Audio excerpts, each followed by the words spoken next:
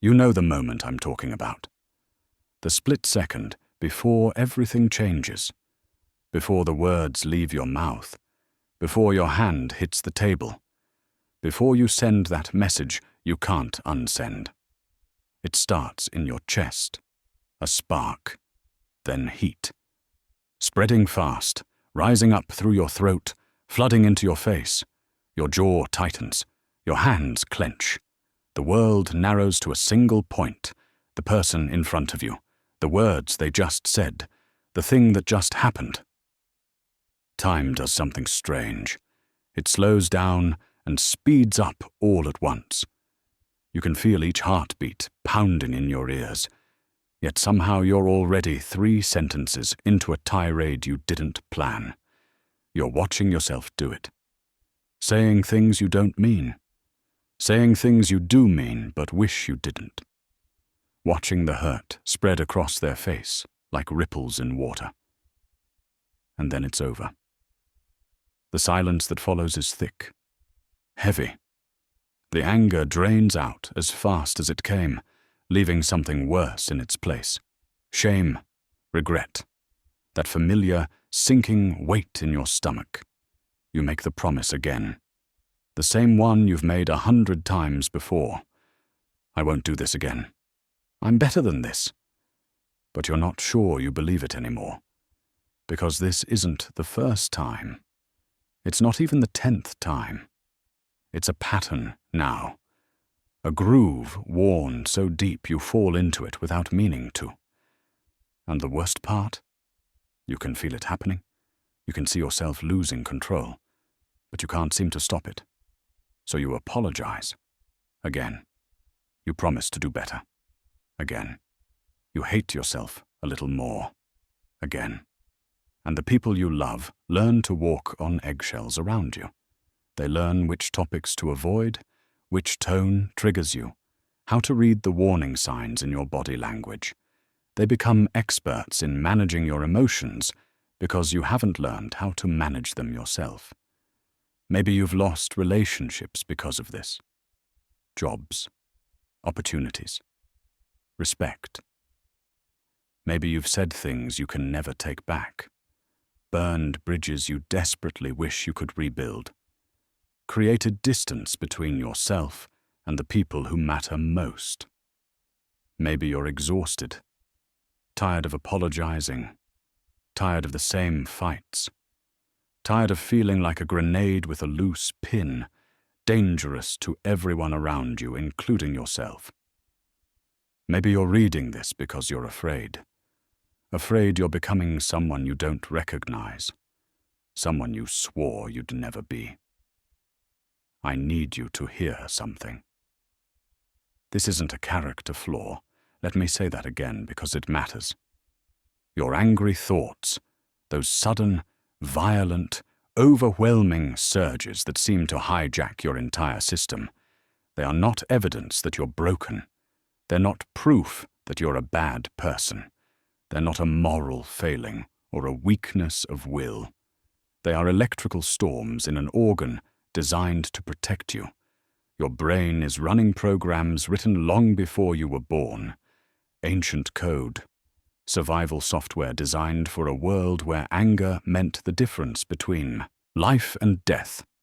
Where the ability to mobilize every resource in your body in a split second, to fight, to defend, to dominate, kept you alive. That system is still there, still active, still scanning for threats every single second of every single day.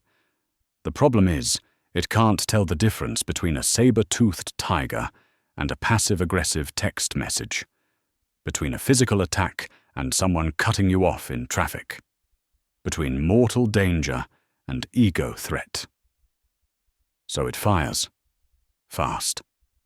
Faster than thought, faster than reason. And in that moment, you're not in control, not really. The most primitive part of your brain has taken over, flooding your system with chemicals designed to make you dangerous.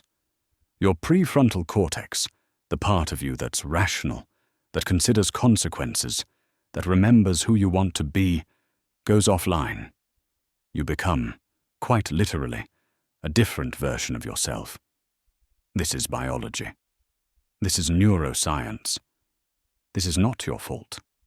But here's the truth that changes everything. Just because it's not your fault doesn't mean it's not your responsibility. You didn't choose to have a brain wired this way. You didn't ask for the childhood that taught you anger was the only safe emotion to express. You didn't select the family patterns, the cultural messages, the traumatic experiences that carved these pathways so deep. But you can choose what happens next, because there is a space, a gap. It's small at first, maybe just a second, maybe less, but it's there, between the trigger and the reaction, between the thought and the word, between the impulse and the action. That space is where your freedom lives, and everything you're about to learn is designed to help you find it, to widen it, to live inside it, to become someone who can stand in the fire of their own anger without burning down everything they love.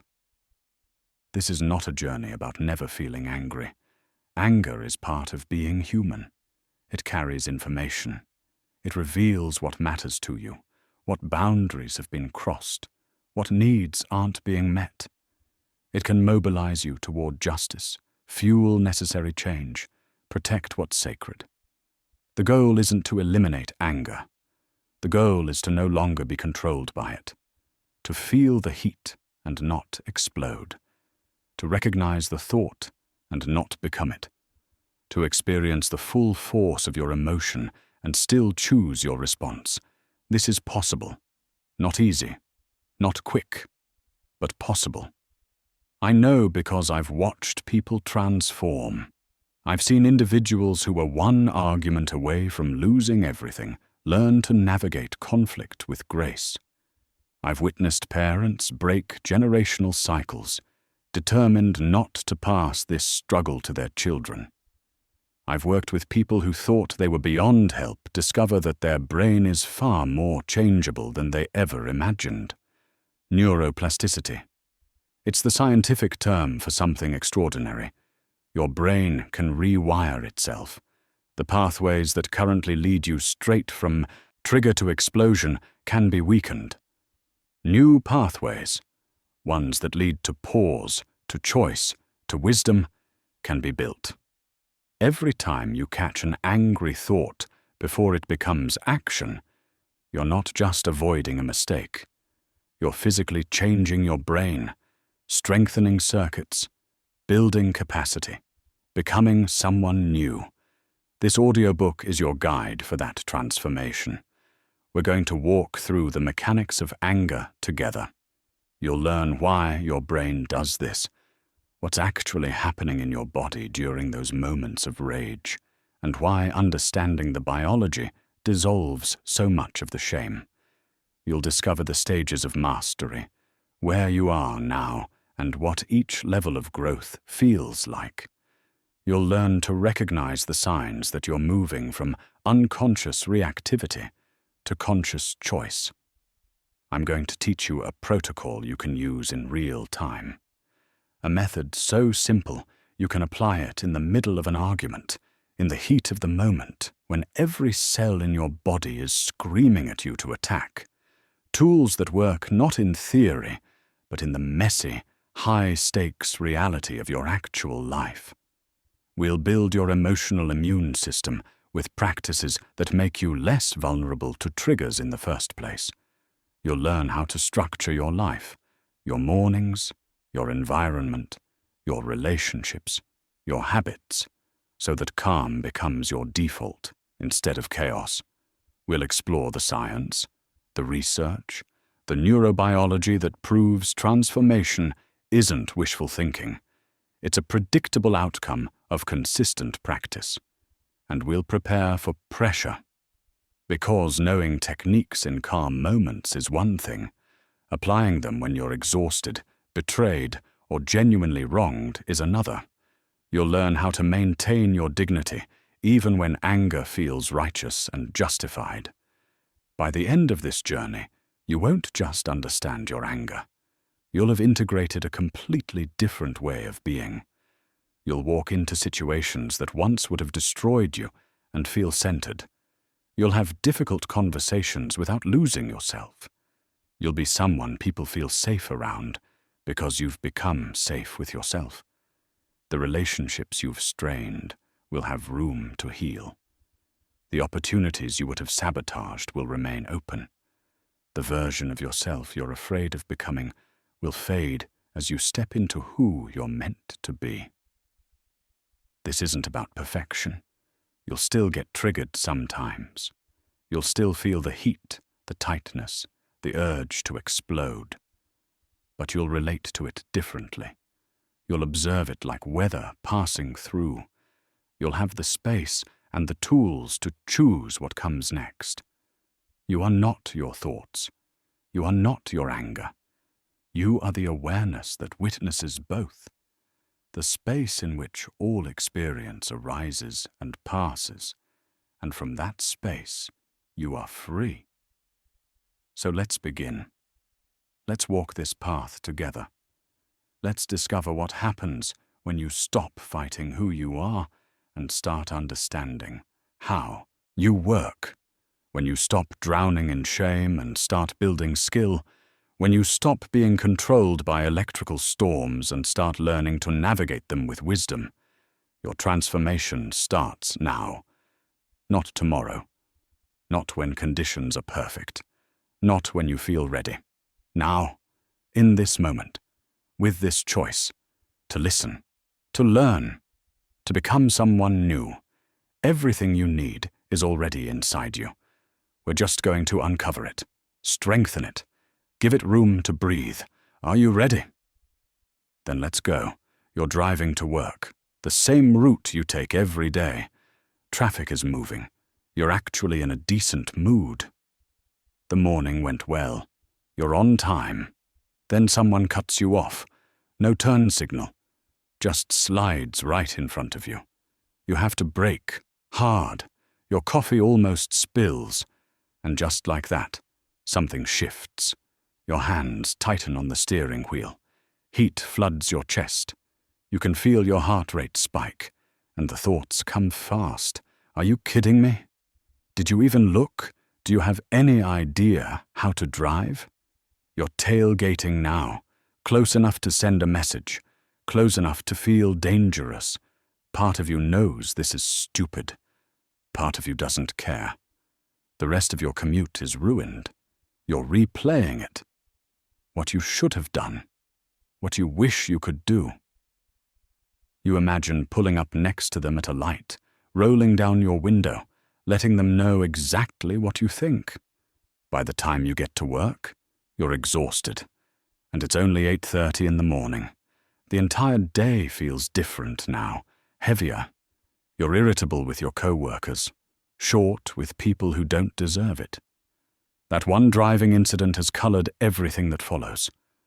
Or maybe it's the conversation with your partner. You're talking about weekend plans. Something small. Something that shouldn't matter. They say something. One word, one phrase, delivered with a certain tone.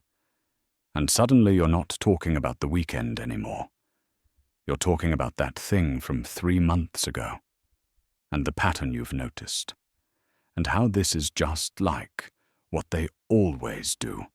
And before you know it, you're in a full argument about things that have nothing to do with Saturday's plans. They look confused, hurt. They ask where this is coming from.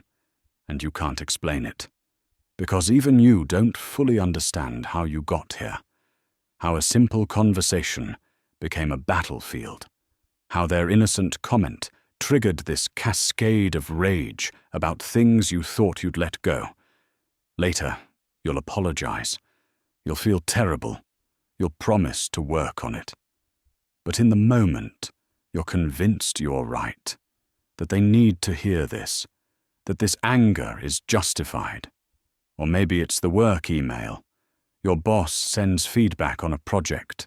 The words are professional, measured. But you read between the lines. You see criticism, disrespect, evidence that they don't value your contribution.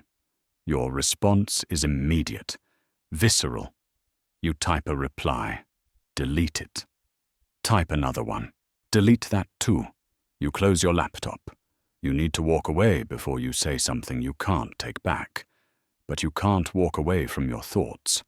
For the next 3 hours, you're rehearsing, crafting the perfect comeback, imagining the conversation where you finally tell them exactly what you think, building your case, gathering evidence, preparing for a confrontation that will probably never happen.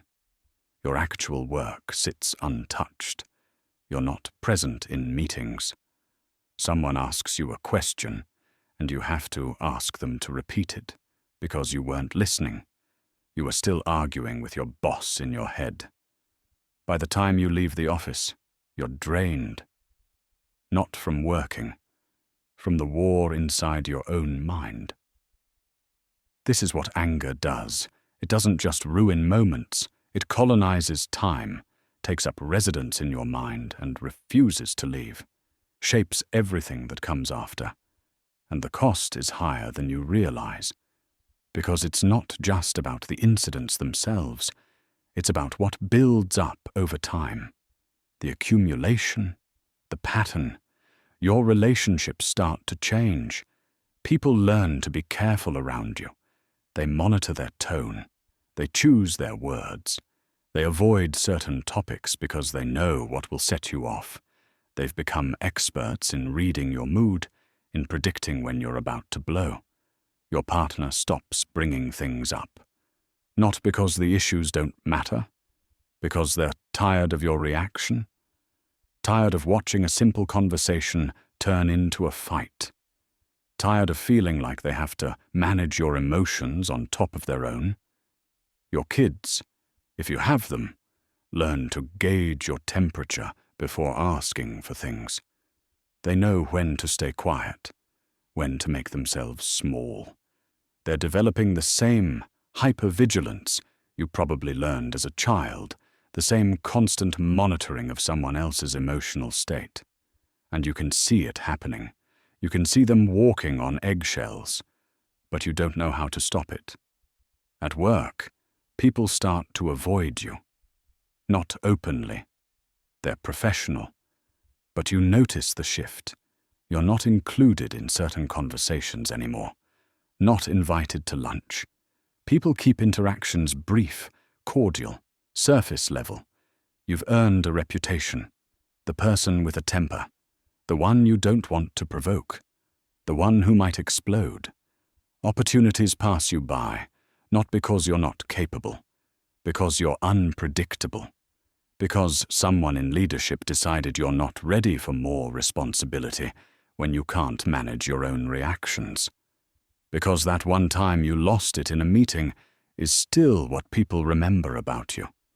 You've burned bridges, said things you can't take back, sent emails you wish you could unsend, walked out of rooms, slammed doors, made scenes, and each time you told yourself it was justified.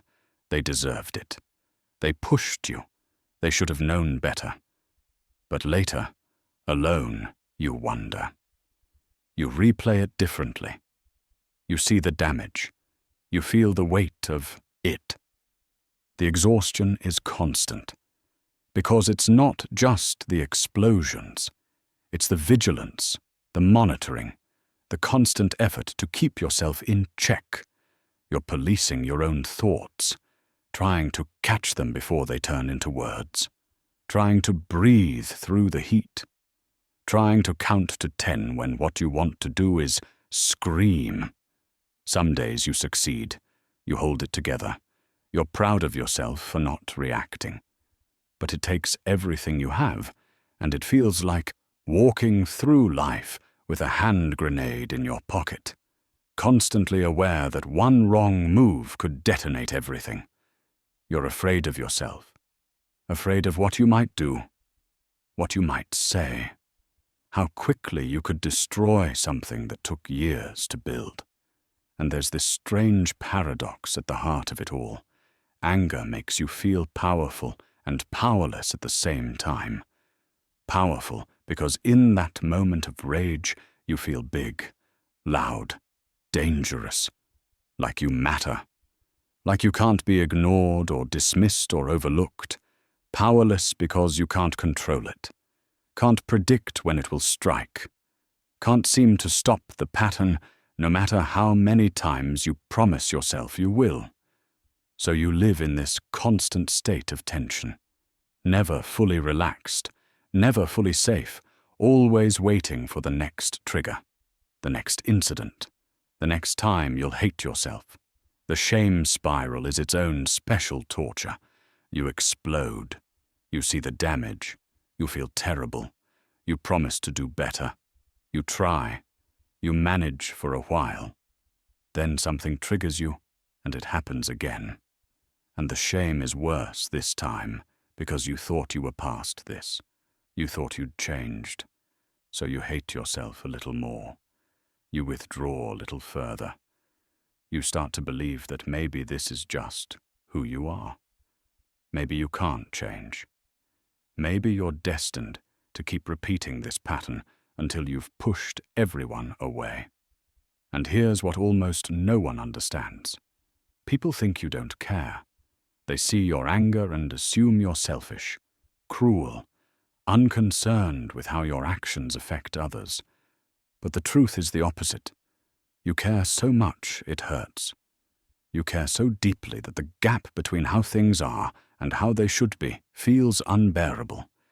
You care so intensely that every slight, every injustice, every disappointment cuts straight through you.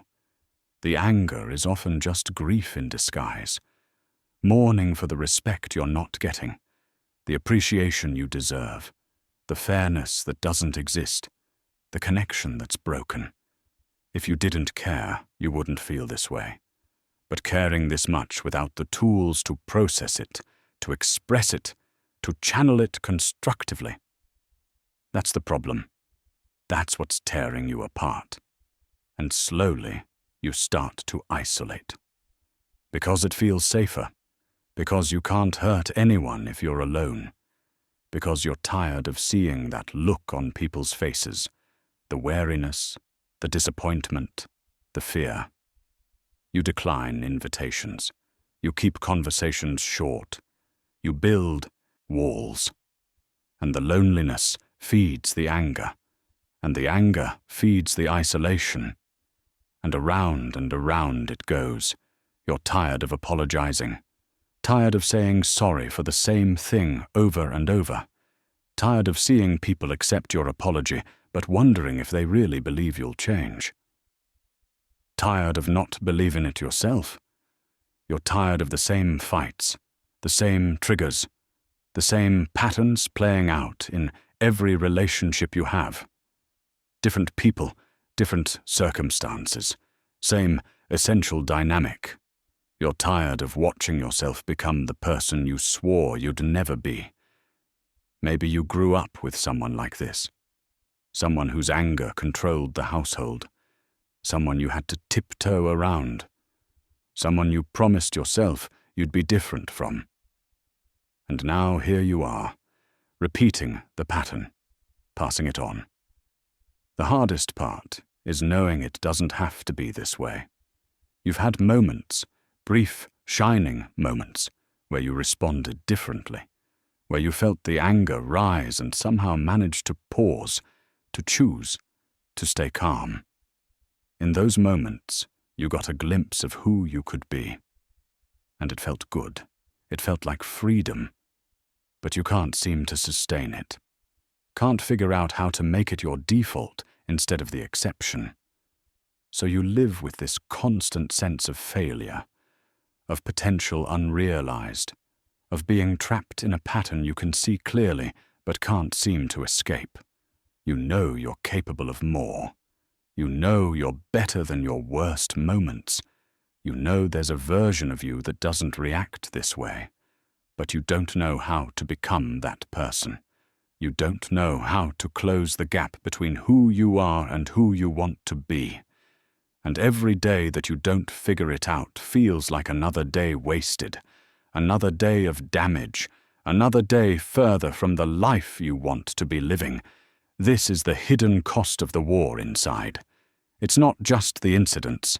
It's the cumulative weight, the slow erosion of relationships, opportunities, self-respect, the exhaustion of fighting yourself, the isolation of being someone people have learned to fear. It's living in a body that feels like a trap, a mind that feels like a weapon aimed at everything you love. But here's what you need to know. This pattern can be broken. This war can end. Not through willpower or positive thinking or trying harder. Through understanding, through tools, through practice. You're not doomed to repeat this forever. Your brain can change. Your responses can change. Your life can change. And that journey begins with understanding why this happens in the first place. So why does this happen? Why does a cutting remark feel like a physical attack? Why does your body respond to a dismissive email the same way it would respond to actual danger? Why can't you just let things go? The answer lives deep in your brain, in a structure so ancient, so fundamental, that it was there millions of years before you learned language, before you could think, before you became you. It's called the amygdala. Think of it as your internal alarm system, a primitive guardian that never sleeps, never stops scanning, never takes a day off. Its only job is to keep you alive, and it's incredibly good at that job. Fast, ruthlessly efficient. It can detect threat and mobilize your entire body for survival in a fraction of a second. Faster than conscious thought, faster than you can blink. When your ancient ancestors encountered a predator, they didn't have time to think it through, to weigh options, to consider consequences. They needed to act. Now, fight or run, dominate or flee. The amygdala made that possible. It hijacked the whole system, flooded the body with chemicals, shut down everything that wasn't immediately necessary for survival, turned your ancestors into fighting machines or sprinting machines depending on what the situation required. That's the system you inherited. The problem is, your amygdala hasn't updated its threat assessment protocols in about 200,000 years. It cannot tell the difference between a saber-toothed tiger and a passive-aggressive text message, between a physical attack and someone questioning your judgment in a meeting, between mortal danger and ego threat. To your amygdala, they're all the same.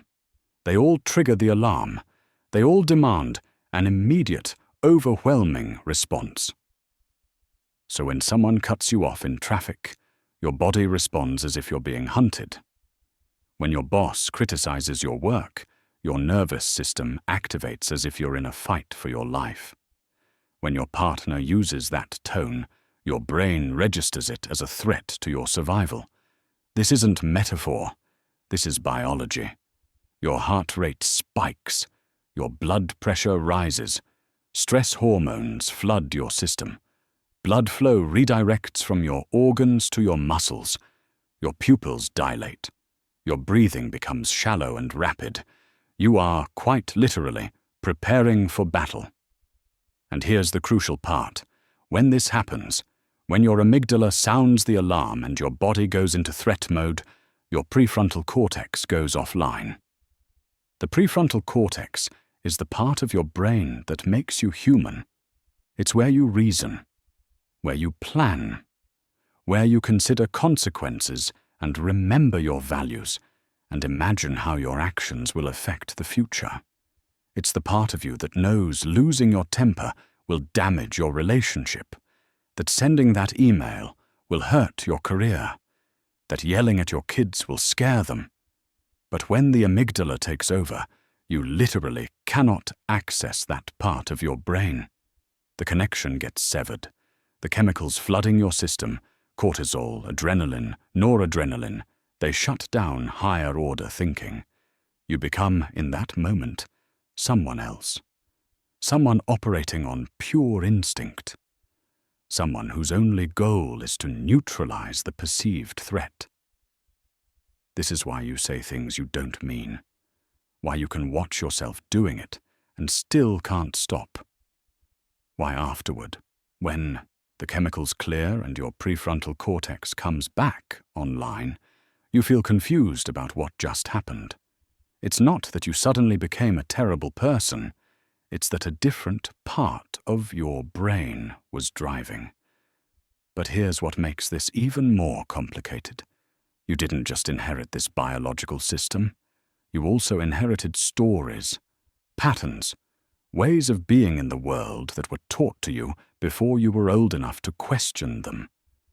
Maybe you grew up in a family where anger was the only emotion that was safe to express, where sadness made you weak, where fear meant you were a coward, where the only way to be taken seriously was to get loud. So you learned that anger works, that it gets attention, that it makes people listen, that it's armor against the feelings you weren't allowed to have. Maybe your father expressed everything through anger. Disappointment came out as rage. Hurt came out as shouting. Fear came out as control. And you watched. You absorbed. You learned that this is what men do. This is what strength looks like. Or maybe you grew up in chaos, where you had to fight to be heard, where being quiet meant being forgotten, where the only way to get your needs met was to demand, to insist, to make yourself impossible to ignore. Maybe anger was your protest, your way of saying this isn't fair, this isn't right, I matter too. Or maybe you learned something different, that anger is power, that when you're angry, people back down, they give you space, they stop making demands, they leave you alone, and somewhere deep inside, you started to believe that anger keeps you safe, that it's the only thing standing between you and being hurt, used, taken advantage of, dismissed. These aren't conscious beliefs. You probably couldn't articulate them if someone asked, but they're running in the background, shaping your responses, determining what feels threatening and what doesn't.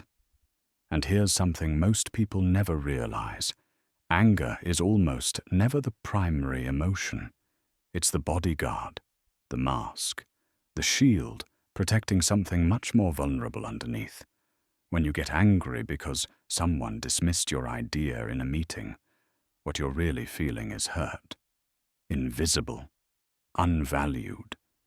When you explode at your partner for being late, what you're really feeling is fear. Fear that you don't matter enough, that your needs don't count, that you're not a priority. When you rage at your kids for not listening, what you're really feeling is helpless, out of control, afraid you're failing at the most important job you'll ever have. When you lose it over something small and seemingly ridiculous, what you're really feeling is grief, mourning the gap between how your life is and how you thought it would be, between the respect you deserve and the respect you're getting, between the connection you crave and the isolation you feel. Anger is almost always grief in disguise. But grief is hard. It's vulnerable. It makes you feel small and powerless and exposed. Anger makes you feel big, strong, in control. So your brain chooses anger every time because it's safer, because it's familiar, because somewhere along the way you learned that anger protects you from the feelings that could break you. Now let's talk about what happens in your body when this system activates. The moment your amygdala detects a threat, real or perceived, it sends a distress signal. The hypothalamus activates. The sympathetic nervous system kicks in. Your adrenal glands release adrenaline. Your heart pounds. Your breathing quickens. Energy floods your muscles. You're ready to fight. Then comes cortisol, the stress hormone. It keeps your body on high alert. It sharpens certain kinds of focus while shutting down others. It prepares you for sustained danger. Your blood sugar spikes to give you fuel. Your immune system suppresses to conserve energy. Your digestion slows. Everything that isn't immediately necessary for survival gets put on hold. This response is supposed to be temporary. A short burst. Handle the threat, return to baseline. But when you live with chronic anger, when triggers come multiple times a day, when you're constantly activated and never fully calming down, this system doesn't turn off. You start living in a perpetual state of low-level threat response. Your baseline cortisol stays elevated. Your nervous system stays primed. You become hypervigilant. And here's where neuroplasticity comes in. Neuroplasticity is one of the most important discoveries in modern neuroscience. It means your brain is changeable, moldable, constantly rewiring itself based on what you repeatedly do and think and practice. Every time you respond to a trigger with anger, you strengthen that neural pathway. You make it faster, more automatic, more likely to fire again. Think of it like walking through a forest. The first time, you have to push through brush. It's slow, difficult. But if you walk that same path every day, eventually you create a trail, then a path, then a road. That's what repeated anger does in your brain. It creates highways, fast, efficient routes from trigger to explosion. The person who cut you off in traffic, the email that felt disrespectful, the tone in your partner's voice. These things become instant triggers because you've traveled this road so many times that your brain can make the journey without you even being aware it's happening. This is why the pattern feels so automatic, so impossible to stop. You're not weak. You're not broken. You've just built really efficient neural pathways for this particular response. But here's the hopeful part, the part that changes everything. If your brain can build these pathways, it can build different ones. Every time you pause instead of react, you're weakening the anger pathway and strengthening a new one. Every time you choose curiosity instead of rage, you're building different circuitry. It's slow at first. The new path is overgrown, hard to find. The old highway is right there, wide and clear and familiar. But with practice, with repetition, with consistent effort, the new pathway gets stronger, faster, more automatic. You're not trying to eliminate the old pathway entirely. That's probably impossible. But you're building an alternative, a choice, a different route your brain can take. This is how transformation happens, not through willpower, not through trying harder, through understanding how your brain works and working with it instead of against it. So let's put this all together. You have an ancient alarm system that can't distinguish between actual danger and perceived disrespect. You have stories and patterns inherited from your family and culture that taught you when and how to be angry. You have vulnerable emotions underneath the anger that feel too dangerous to feel.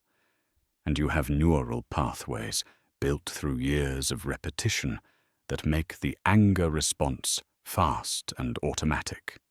This is not a character flaw. This is a survival mechanism that's been running on outdated software. Your amygdala is trying to protect you. It really is. It's doing exactly what it was designed to do.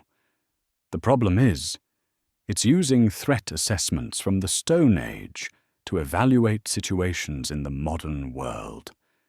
Your anger patterns are trying to keep you safe. They're trying to make sure you're not dismissed, not disrespected, not taken advantage of, not hurt. The issue isn't that these systems exist.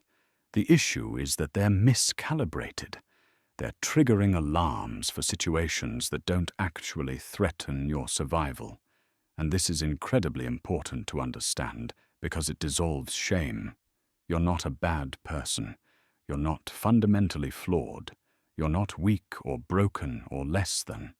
You're a human being with a human brain running human programs, some of which are outdated and need updating.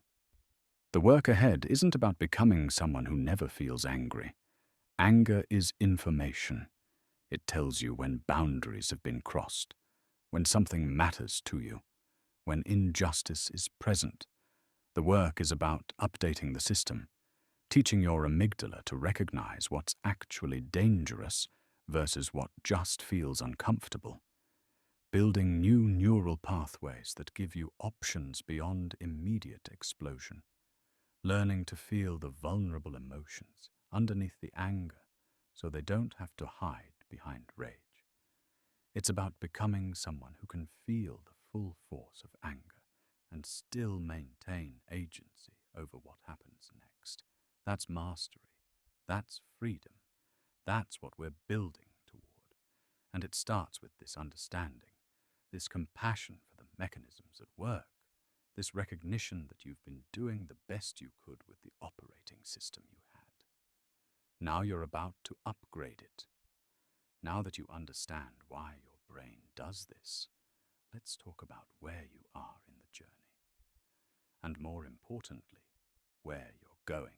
Transformation doesn't happen all at once. It's not a switch you flip. It's a path you walk. And that path has stages, recognizable markers that tell you where you are and what comes next. Understanding these stages does something powerful. It shows you that wherever you are right now isn't permanent. It gives you a map, a sense of direction, hope that change is not only possible but predictable. So let's walk through the 4 stages of emotional sovereignty. As I describe each one, you'll probably recognize yourself. Maybe you're solidly in one stage. Maybe you're transitioning between 2. That's normal. That's how growth works. The first stage is where many people spend years, sometimes decades. Some people never leave it. It's called unconscious reactivity. In this stage, you are the anger. There is no separation, no gap, no awareness that a choice even exists. The trigger arrives and instantly becomes action. Someone disrespects you, and before you've consciously registered what happened, you're already responding. The words are already leaving your mouth. Your body is already moving. You don't think. You don't pause. You don't consider. You just react. And here's what makes this stage so difficult to escape. You're always justified, always right. You have an airtight explanation for why your anger was warranted, why they deserved it, why anyone in your situation would have done the same thing. Your partner criticizes you, and you explode. But in your mind, they shouldn't have used that tone. They knew you were sensitive about that topic. They were trying to start a fight. Your co-worker gets the promotion you wanted, and you badmouth them to others. But they didn't deserve it. They're not as qualified as you. Politics and favoritism, that's all it is. Someone cuts you off in traffic, and you tailgate them for 3 miles. But they could have caused an accident. They were driving dangerously. They needed to learn a lesson. In this stage, you cannot see the pattern. You see isolated incidents, separate events, each one different, each one justified. If someone suggests you have an anger problem, you get defensive. You don't have an anger problem. You have a problem with people being disrespectful, incompetent, unfair. If they would just act right, you wouldn't have to get angry.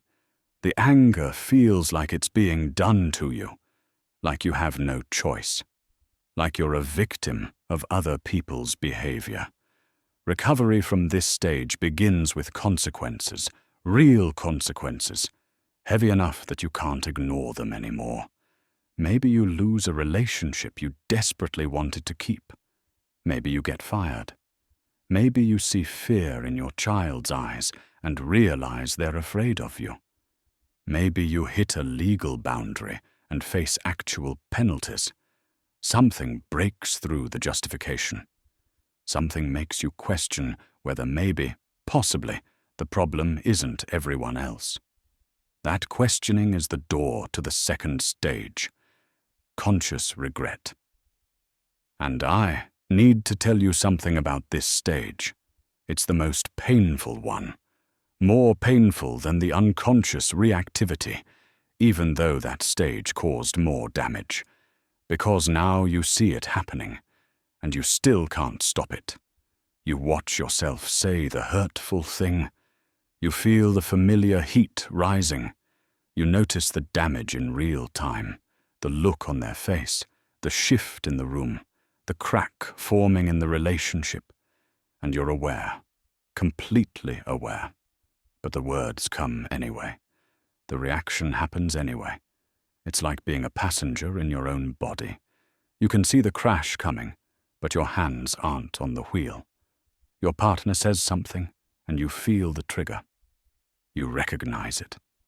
You know what's about to happen. And some part of you is screaming, "Don't do it. Don't say that. This isn't worth it." But you say it anyway. And the moment it's out of your mouth, you regret it. Not hours later. Not the next day. Immediately, while the words are still hanging in the air. This stage is torture because awareness without control feels like a special kind of hell. You apologize more now. You promise more.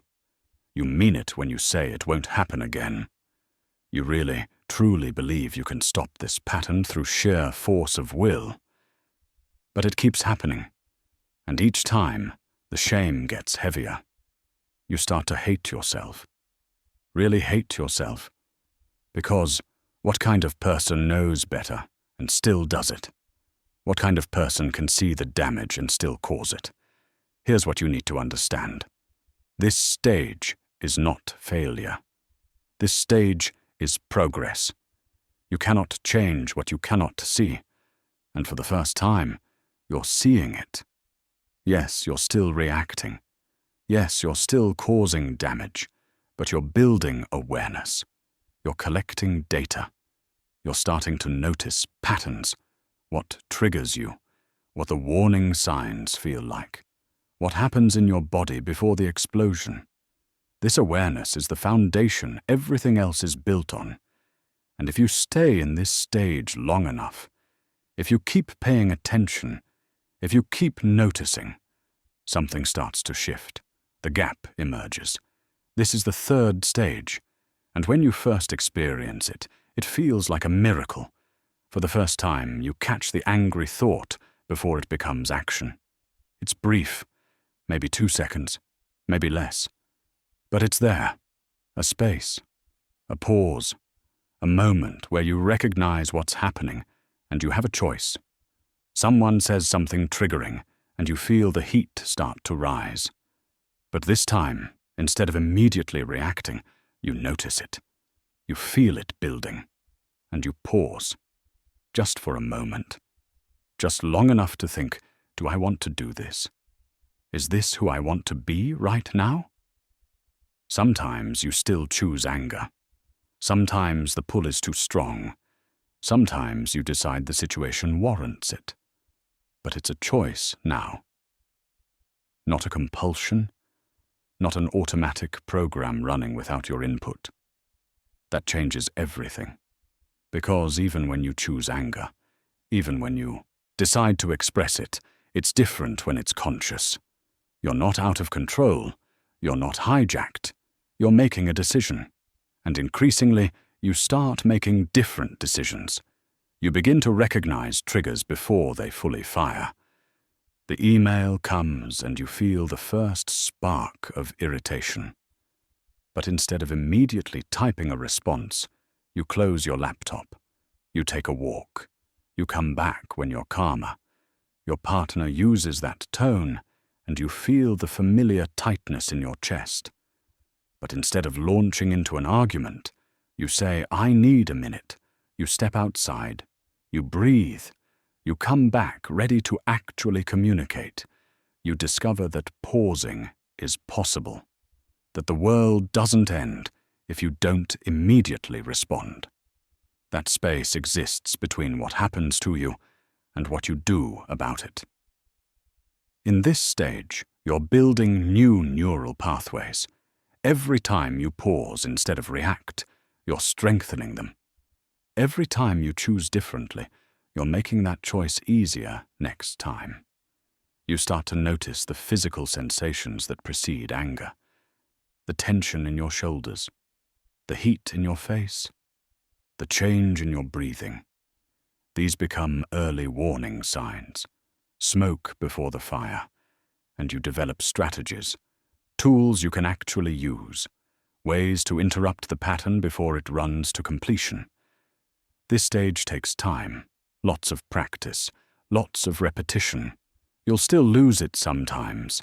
You'll still have moments where the old pathway wins, but they become less frequent, less intense, easier to recover from. And gradually, without you even noticing exactly when it happened, you arrive at the fourth stage. Emotional mastery. This is where transformation becomes identity, where the practice becomes who you are. Anger still arises. It always will. You're human. You have an amygdala. You live in a world that includes injustice and disrespect and genuine harm. But you relate to it completely differently now. You observe it like weather, like clouds passing across the sky, like a wave rising and falling in the ocean. It comes. You notice it. You acknowledge it. And you let it move through without becoming it. You've built enough neural pathways that the pause isn't effort anymore. It's natural, automatic. The space between trigger and response is wide now, comfortable, familiar. You can be angry and still kind. You can be triggered and still wise. You can feel hurt and still respond with generosity. This isn't suppression. That's important to understand. You're not stuffing the anger down. You're not pretending it isn't there. You're not spiritually bypassing or toxic positivitying your way through genuine emotion. You feel it fully. You acknowledge it completely. You just don't let it drive. Someone cuts you off in traffic and you feel the flash of irritation, but it passes in seconds. You don't carry it. You don't ruminate. You notice it the way you'd notice a car alarm going off in the distance. Mildly unpleasant. Not worth your sustained attention. Your boss criticizes your work, and you feel the sting. The defensiveness rises. But you don't react from it. You take a breath. You ask clarifying questions. You separate the useful feedback from your emotional reaction. You respond professionally, even while feeling triggered. Your partner says something hurtful, and you feel anger spike, real anger, justified anger. But you don't weaponize it. You don't say the cutting thing you're thinking. Instead, you say, "That hurt me. Can we talk about this?" You communicate the feeling without attacking from it. This is integration. This is mastery. You've become someone who has anger, rather than someone who is anger. And here's what's beautiful about this stage. It changes everything else, too. Your relationships deepen because people feel safe with you. They can be honest. They can make mistakes. They can have bad days. And they know you won't detonate. Your work improves because you're not wasting energy on grudges and rumination and rehearsing arguments that will never happen. You can focus. You can collaborate. You can receive feedback and actually learn from it. Your children, if you have them, grow up seeing a different model. They learn that emotions can be felt and expressed without destruction. That anger doesn't have to mean violence or withdrawal or cruelty. You sleep better. You have more energy. You enjoy your life more. Because you're not constantly at war with yourself and everyone around you. And most importantly, you respect yourself. Really respect yourself. Because you've done the work. You've transformed something that felt impossible to change. You've become someone you're genuinely proud to be. So where are you right now? Are you in unconscious reactivity, still convinced everyone else is the problem? That's okay. That's where most people start. The fact that you're listening to this means you're already questioning that story.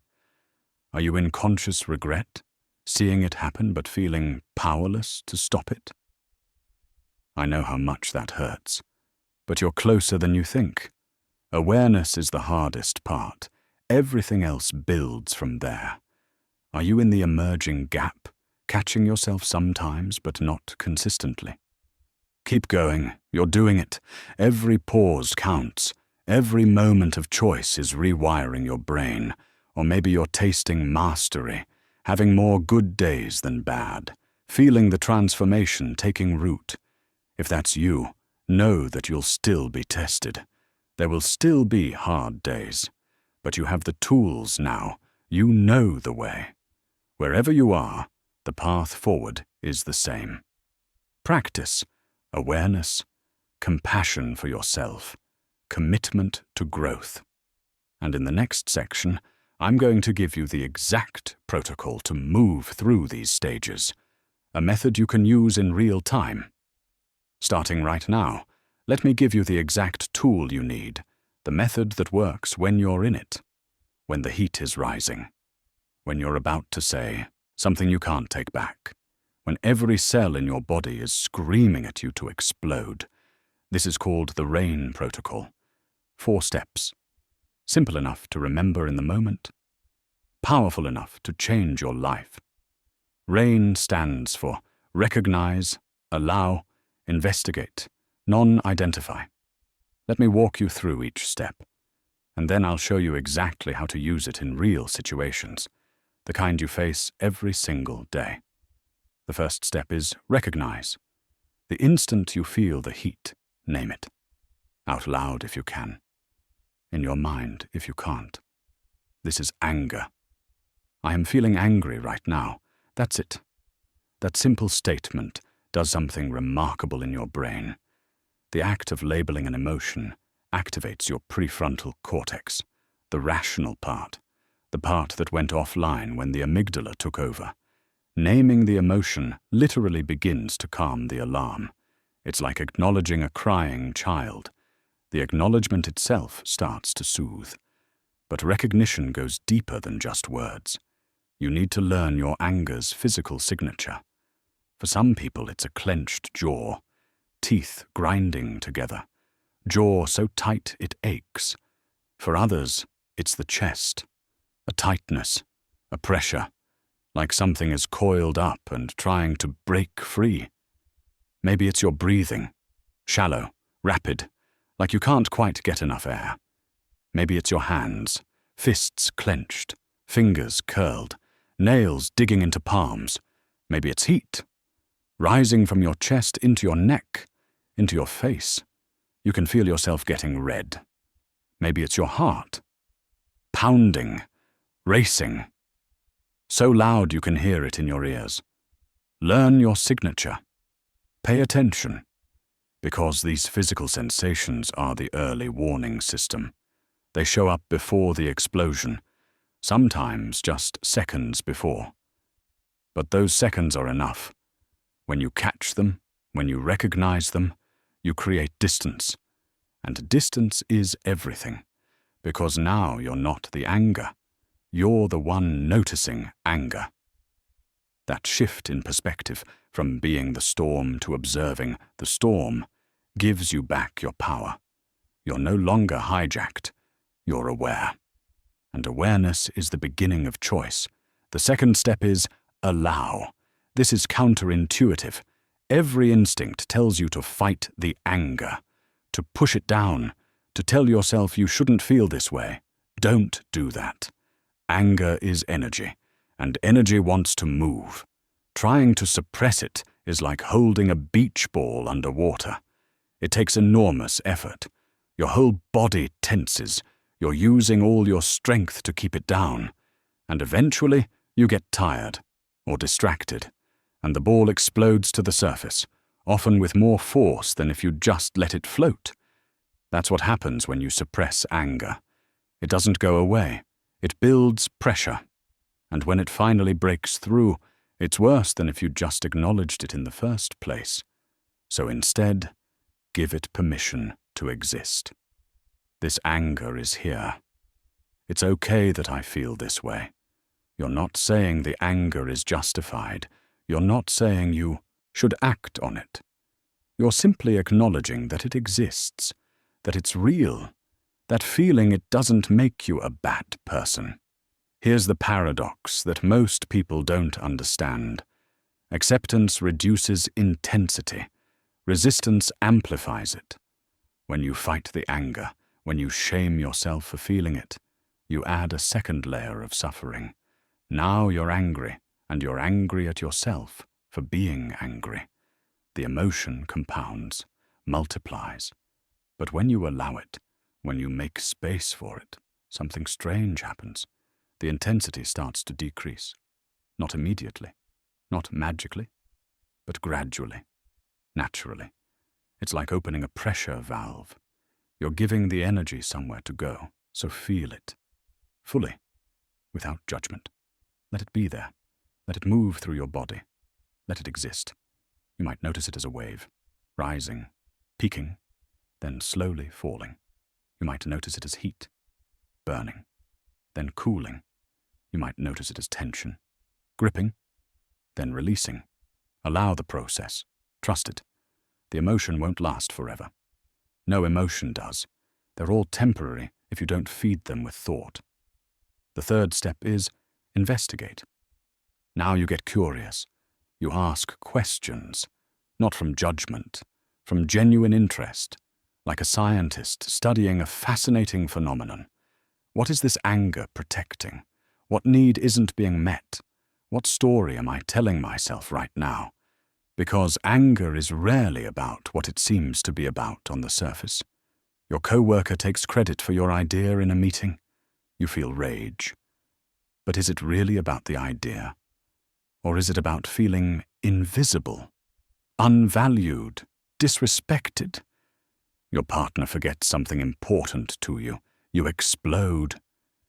But is it really about them forgetting? Or is it about the story you're telling yourself? That if they really loved you, they would have remembered. That you're not a priority.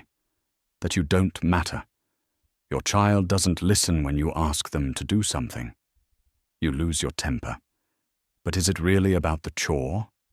Or is it about feeling powerless, out of control, like you're failing as a parent? Investigate the story underneath the anger, because angry thoughts follow predictable scripts. They disrespected me. They don't care. I'm not valued. I'm being treated unfairly. They think they're better than me. Nobody appreciates what I do. Ask yourself, is this story absolutely true? Or is it an interpretation? A guess about what they're thinking? An assumption about their motives? Often we don't actually know. We're filling in blanks, creating narratives, building cases based on limited information. Your boss didn't respond to your email. You tell yourself they're ignoring you. But maybe they're overwhelmed. Maybe they didn't see it. Maybe they're dealing with a crisis you don't know about. Your friend didn't invite you to something. You tell yourself they don't value your friendship. But maybe they assumed you were busy. Maybe it was a small gathering. Maybe they thought you wouldn't be interested. Investigate whether your interpretation is the only possible explanation, or whether other explanations exist. Kinder ones. Less personal ones. And then go deeper. Look beneath the anger for the vulnerable feeling it's protecting. Almost always, you'll find one of three things: fear, hurt, or powerlessness. Someone criticizes you, and you get defensive. The anger is protecting the hurt. the wounded feeling of not being good enough. Someone questions your decision, and you snap. The anger is protecting the fear, the anxiety that maybe you made the wrong choice, that you're not as competent as you want to believe. Someone doesn't follow your instructions and you explode. The anger is protecting the powerlessness, the feeling of not being in control, of not mattering. When you identify the vulnerable emotion underneath, something shifts. You get compassionate with yourself. You understand what's really happening. And often, that understanding is enough to dissolve the anger, or at least reduce it to something manageable. The fourth step is non-identify. This is where you remember a fundamental truth. You are not your anger. You are the sky. Anger is the weather. It passes through you. It doesn't define you. This might sound abstract, but you can make it concrete through language. Instead of saying, "I am angry," practice saying, "There is anger present in my body right now." Notice the difference. One statement makes anger your identity. The other makes it a temporary experience you're having. I am angry means this is who I am. This is the truth of me. This is my nature. There is anger present means this is a current state, a passing condition, something that's here now and will eventually leave. That linguistic shift creates psychological space. It reminds you that this feeling is temporary, that you are larger than this moment, that you have the capacity to observe your experience without being consumed by it. You can even take it further. Talk to the anger like it's separate from you. I see you, anger. I know you're here. I know you're trying to protect me. Thank you for trying to keep me safe. But I've got this. I can handle this situation without you taking over. This might feel strange at first, talking to your emotions like they're entities. But it works. It creates separation, distance, choice. You become the observer, the witness, the awareness that contains all these experiences but isn't defined by any of them. Now let me show you how this works in real life, with real situations, the kind that test you every day. You're having an argument with your spouse. They say something that hits a nerve. You feel the heat rising. Recognize, this is anger. My chest is tight. My hands are clenched. I'm about to say something I'll regret. Allow. It's okay that I'm angry right now. This feeling is here. I don't have to act on it, but I can let it exist. Investigate. What am I really angry about? Is it what they just said? Or is it the pattern I think I'm seeing? The story that they never listened to me? Is that absolutely true? What need isn't being met here? What am I afraid of? Non-identify. There is anger moving through my body right now. I am not this anger. I am the person who can choose how to respond. This feeling will pass. And then you speak, but from a different place. Not from the anger, from the awareness underneath it. I need to pause for a minute. I'm feeling really triggered right now, and I don't want to say something I don't mean. Can we take 5 minutes and come back to this? Or you're in a meeting. Your boss criticizes your work in front of everyone. You feel rage building. Recognize, my face is hot. My jaw is clenched. This is anger. I want to defend myself. I want to make them look stupid. Allow, of course I'm angry. This is embarrassing. This is hard. The anger makes sense. I'm going to let it be here without acting from it. Investigate. What's this really about? Am I angry about the criticism itself? Or about being criticized publicly? About looking incompetent in front of my peers? What story am I telling myself? That they don't respect me? That they're trying to humiliate me? Is that definitely true? Or could there be other explanations? Non-identify. Anger is present. Strong anger. But I am not my anger. I can feel this and still respond professionally. This feeling will pass. I don't have to defend myself right now. I can think about this feedback later when I'm calm. And then you breathe. You nod. You say, I appreciate the feedback. Let me think about that and get back to you. You didn't suppress the anger. You felt it fully. But you didn't let it drive your behavior. Or you're on social media. Someone leaves a comment that makes your blood boil. Your fingers are already typing a response, a cutting one that will put them in their place. Recognize, I'm furious. My heart is racing. I'm about to post something I might regret. Allow, this anger is real. What they said was offensive. It's okay that I feel this way. Investigate. What am I angry about? The specific words they used? The disrespect? The fact that they misunderstood my point? What do I gain by responding? Will it change their mind? Will it make me feel better? Or will it just escalate and leave me feeling worse? Non-identify. There is anger here, strong opinions, strong reactions, but I don't have to respond from this place. I can step back. I can let this feeling move through me without creating more conflict. And then you close the app. You walk away. You let it go. The first 100 times you use this protocol, it will feel awkward and slow, mechanical. You'll forget steps. You'll remember to use it after you've already exploded. You'll try it, and the anger will still overwhelm you. That's normal. That's how learning any new skill works.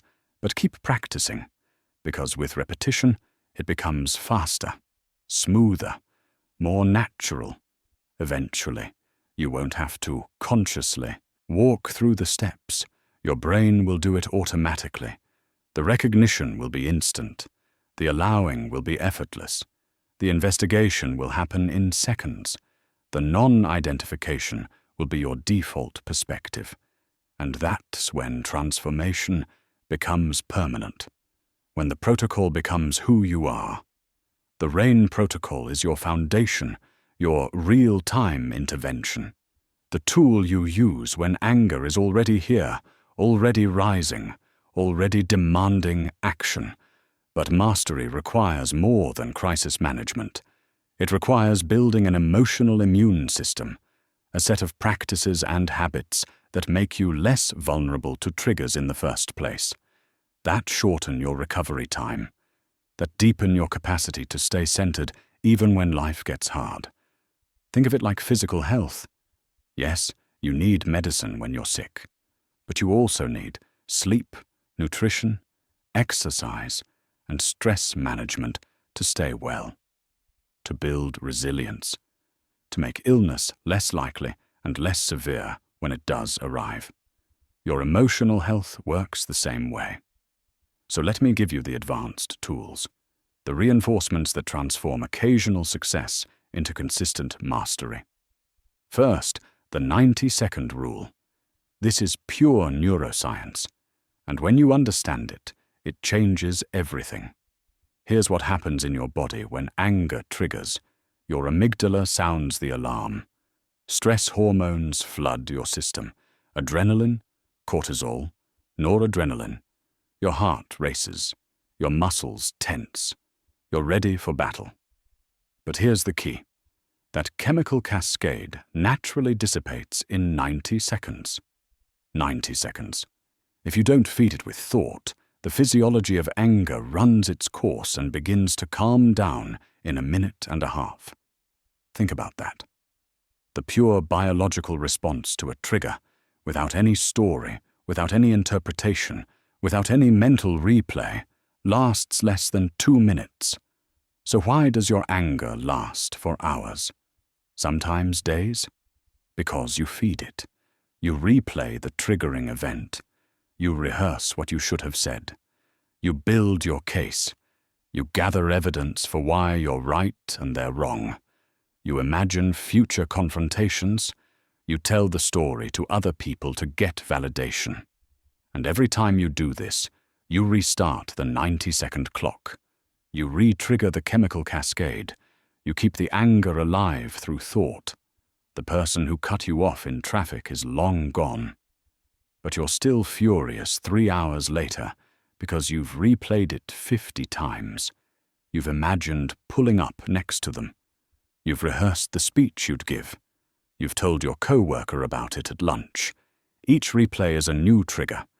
Each rehearsal floods your system with fresh cortisol. So here's the practice. Ride the wave without the story. When anger arises, feel it fully. Feel the heat, the tension, the energy, but don't engage with the thoughts that accompany it. Don't follow them. Don't build on them. Notice when your mind starts to replay the event. Gently bring your attention back to the physical sensation, back to your breath, back to the present moment. It's like watching clouds pass. The anger is a cloud. You don't grab onto it. You don't follow it. You just watch it drift by. This takes practice. Your mind wants to engage. It wants to think about it. It wants to build the case. That's what minds do. But each time you resist that urge, each time you return to the sensation instead of the story, you're training yourself in a powerful skill, the ability to let anger move through you without it taking up residence. 90 seconds. That's all you need to survive. Just 90 seconds of pure feeling without feeding it with thought. And then it starts to fade. Not completely. Not immediately. But the peak passes. The intensity decreases. And you return to baseline much, much faster. The second tool is the thought record. This is your data collection system. Your way of transforming anger from mysterious chaos into predictable patterns. Get a journal, physical or digital. Doesn't matter. What matters is that you use it. Every time you get angry, really angry, not just mildly irritated, write down 5 things. 1. The trigger. What happened? Be specific. Not my partner annoyed me, but my partner came home 20 minutes late without texting. 2. The thought. What did you tell yourself about the trigger? What story did you create? They don't respect my time. They don't care how this affects me. If I mattered to them, they would have texted. 3. The physical sensation. What did you feel in your body? Where did you feel it?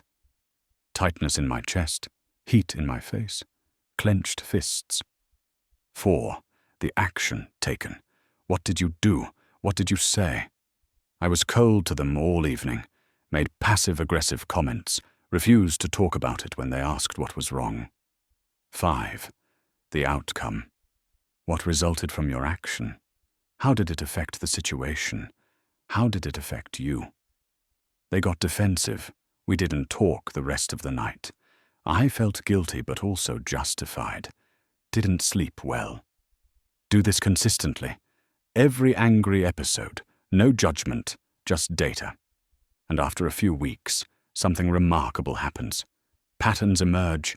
You discover your top 5 triggers. Maybe it's feeling disrespected, or not being heard, or perceived unfairness, or someone questioning your judgment, or being late or waiting. You discover your most frequent cognitive distortions. Maybe you catastrophize, or you mind rid, or you take everything personally, or you engage in black and white thinking. You discover the times when you're most vulnerable. Maybe you're always more reactive in the evening when you're tired, or on Mondays, or when you haven't eaten, or during certain times of your hormonal cycle. This data is gold, because once you can predict it, you can prepare for it. You know that Monday mornings are hard for you, so you build in extra buffer time. You don't schedule difficult conversations. You're extra gentle with yourself. You know that feeling disrespected is your primary trigger. So you work on that story. You question whether respect looks the way you think it does. You communicate your needs more directly instead of expecting people to read your mind. You know that when you're hungry, everything feels more intense. So you don't skip meals. You keep snacks with you. You eat before important conversations.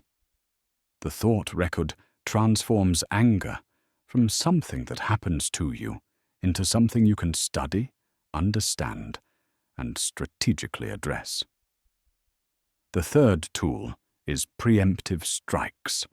This is about identifying your vulnerabilities before anger arrives and building habits that stabilize your baseline. Think of your emotional state like a bank account. Some activities make deposits. They build resources. They increase your capacity. Other activities make withdrawals. They deplete you. They make you more fragile. When your account is full, you can handle almost anything. Someone cuts you off in traffic and you barely notice. Your boss criticizes you and you take it in stride. Your partner is in a bad mood and it doesn't derail your day. But when your account is empty, everything feels like a crisis. Everything triggers you. Your tolerance is gone. You're running on fumes. So make deposits. Deliberately. Consistently. Sleep is the foundation. When you're exhausted, your prefrontal cortex doesn't work properly. You can't regulate emotions. You can't think clearly. Everything is harder. Prioritize sleep. Protect it. 7 to 9 hours. Same time every night if possible. Dark room. Cool temperature. No screens before bed. Physical movement is next. Exercise discharges stress hormones. It regulates mood. It gives anger a safe exit route.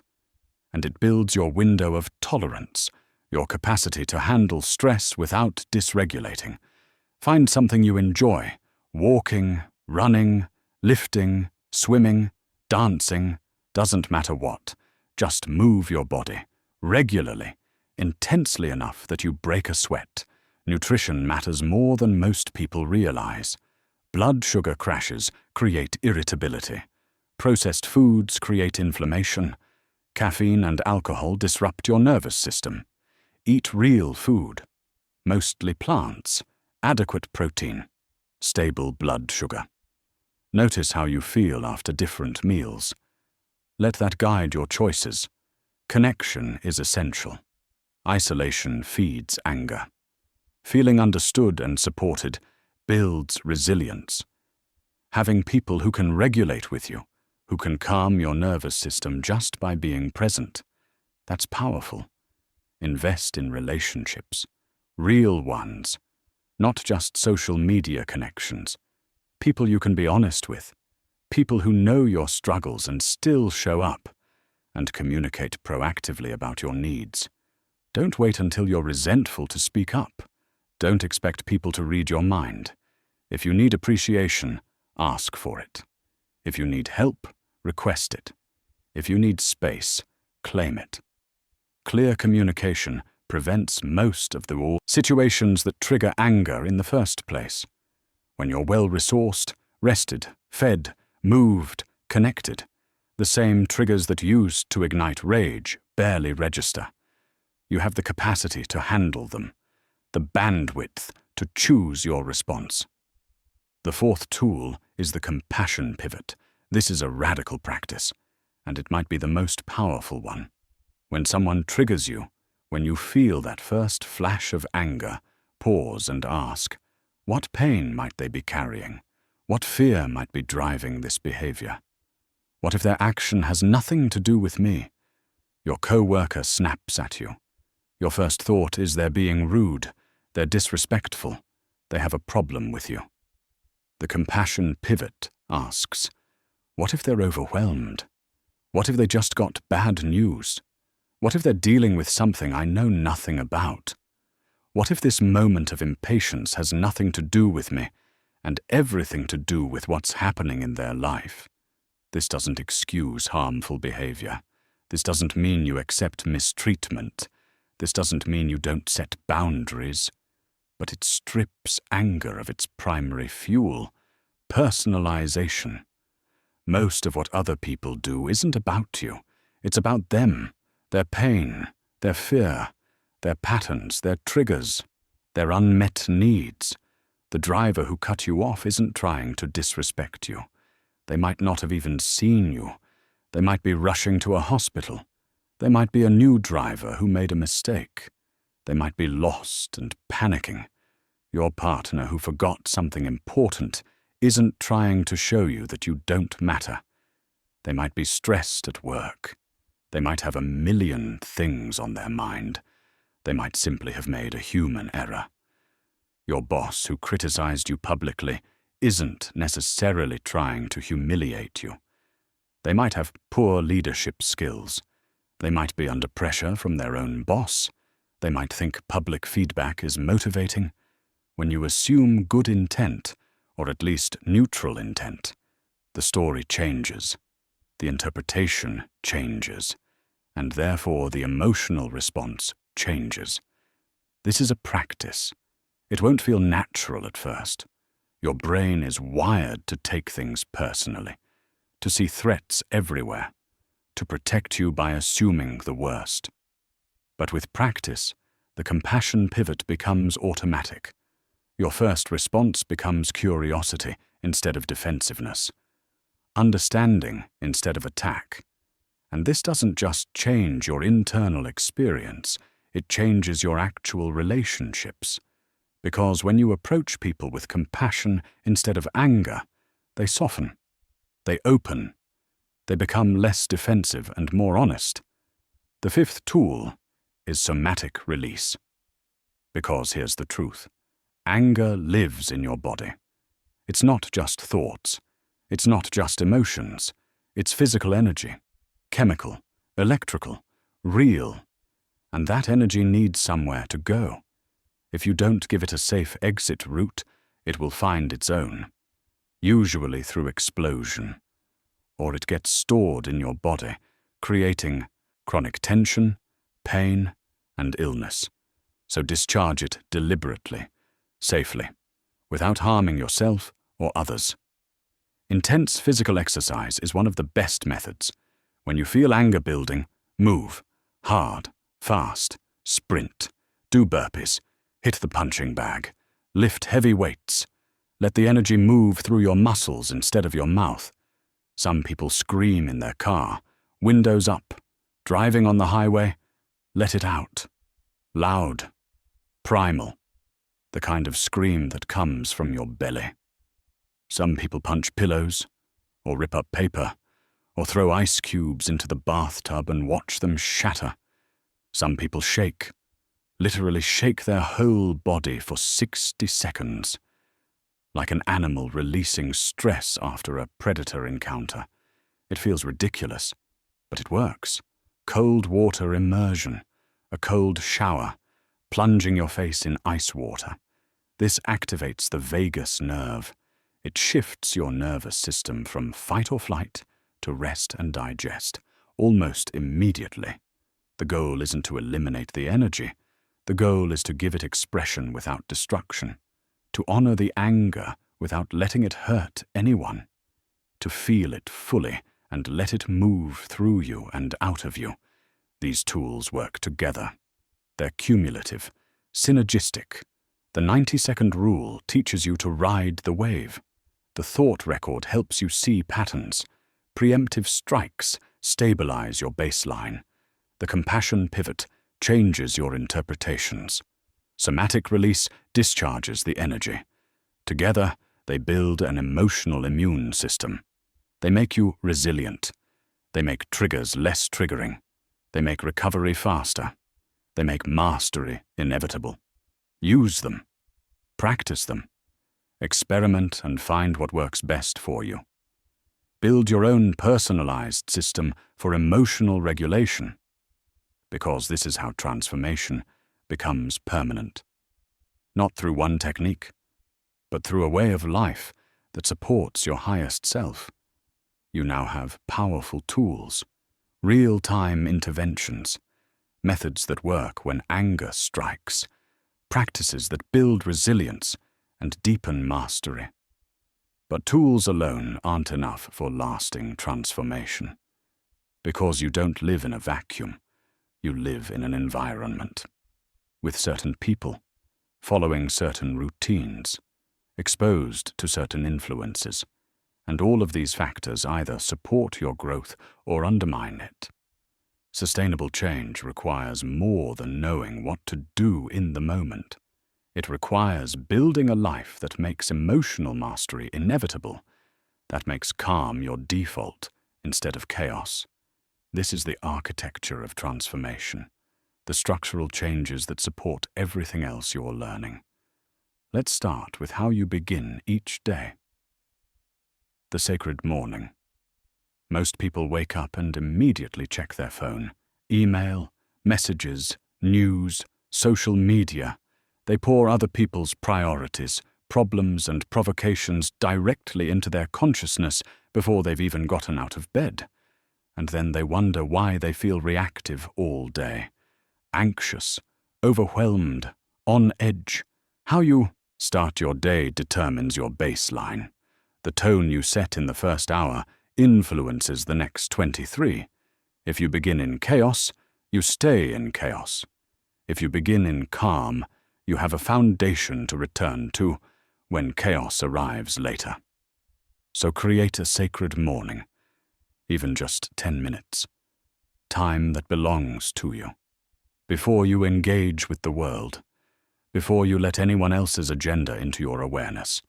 This might be meditation, sitting quietly, following your breath, watching thoughts arise and pass without engaging with them, building the muscle of non-reactivity in a low-stakes environment so it's available when stakes are high. Or journaling, morning pages, stream of consciousness, getting the mental clutter out of your head and onto paper so it doesn't drive your day. Or gratitude practice, intentionally focusing on what's working, what you appreciate, what you have instead of what you lack. Or breath work, deliberate breathing patterns that regulate your nervous system. 4 counts in, hold for 4, 4 counts out, hold for 4, repeat for 5 minutes. You're literally training your body to stay calm under pressure. Or intentional silence. No input, no stimulation, no noise, just being. Remembering who you are beneath all the roles and responsibilities and reactions. The specific practice matters less than the consistency. What matters is that you anchor yourself before the day's chaos arrives, that you start from center instead of from reactivity. When you begin the day in control of your attention, you're less reactive to what the day throws at you. You've built a buffer, a foundation, a place to return to. And here's what people discover. That 10-minute morning practice often saves you hours of rumination, conflict, and recovery later in the day. It's not extra time. It's investment that pays massive dividends. Next, environment engineering. Your environment is constantly shaping you. Most people don't realize how much. They think they're making conscious choices, but really they're responding to whatever their environment is feeding them. So audit your life for anger amplifiers, things that keep you perpetually triggered, constantly activated, always on edge. Toxic relationships are the biggest one. People who bring out your worst, who know exactly what buttons to push, who keep you in fight mode, who drain you, who make you feel like you have to be defensive all the time. You might not be able to eliminate these relationships entirely. They might be family, co-workers, people you can't fully avoid. But you can limit exposure, set boundaries, reduce the time you spend engaging, and you can absolutely choose not to add new toxic relationships to your life. Be selective about who gets your time and energy. Then there's media. News designed to outrage you. Social media algorithms that feed you content, guaranteed to trigger strong emotional reactions. 24-hour coverage of everything wrong with the world. This keeps you in a constant state of activation. Your amygdala scanning for threats, your nervous system on high alert, your baseline cortisol elevated. You don't have to be completely disconnected. But you need boundaries, specific times you check news, limited social media use, curated feeds, intentional consumption instead of mindless scrolling. Notice how you feel after different types of media. Your body will tell you what's harmful and what's neutral. Your physical space matters too. Clutter creates stress. Chaos creates anxiety. Overstimulation, too much noise, too much visual input, too many demands on your attention makes emotional regulation harder. Create spaces that feel calm, even if it's just one corner of one room. Somewhere your nervous system can relax. Somewhere beauty exists. Somewhere silence is possible. And systematically increase exposure to calming influences. Nature, even just 10 minutes outside, changes your physiology, lowers cortisol, regulates mood, provides perspective, beauty, art, music, things that inspire awe, that remind you there's more to life than your immediate problems. Silence, actual quiet, not background noise, not podcasts or music or television, just silence. Your nervous system needs it to reset. Genuine connection, not surface-level interactions, deep conversations, shared silence, being fully present with someone who sees you and accepts you.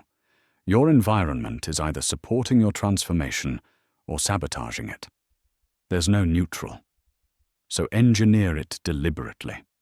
Make choices that create conditions for calm instead of chaos. The community factor. Anger thrives in isolation.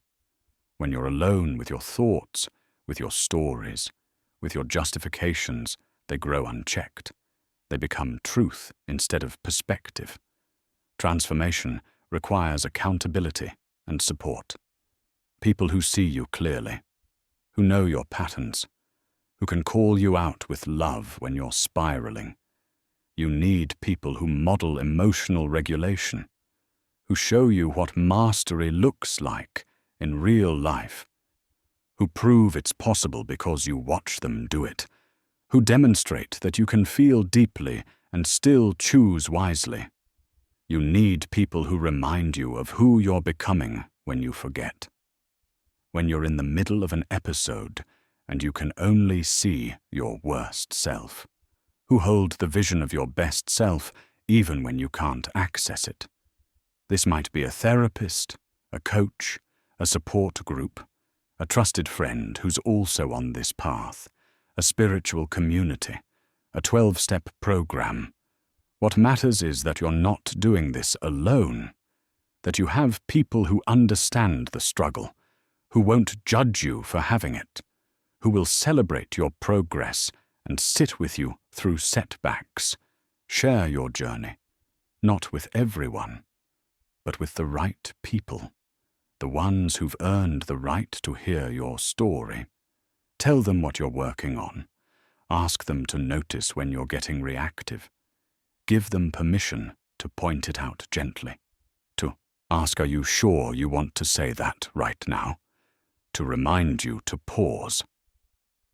This kind of accountability is invaluable, because in the moment of activation, you often can't see clearly. But someone outside the storm can. And let people see your growth, not to boast, but to normalize the journey, to show others it's possible, to build connection around shared struggle and shared progress. Isolation makes everything harder. Community makes transformation sustainable.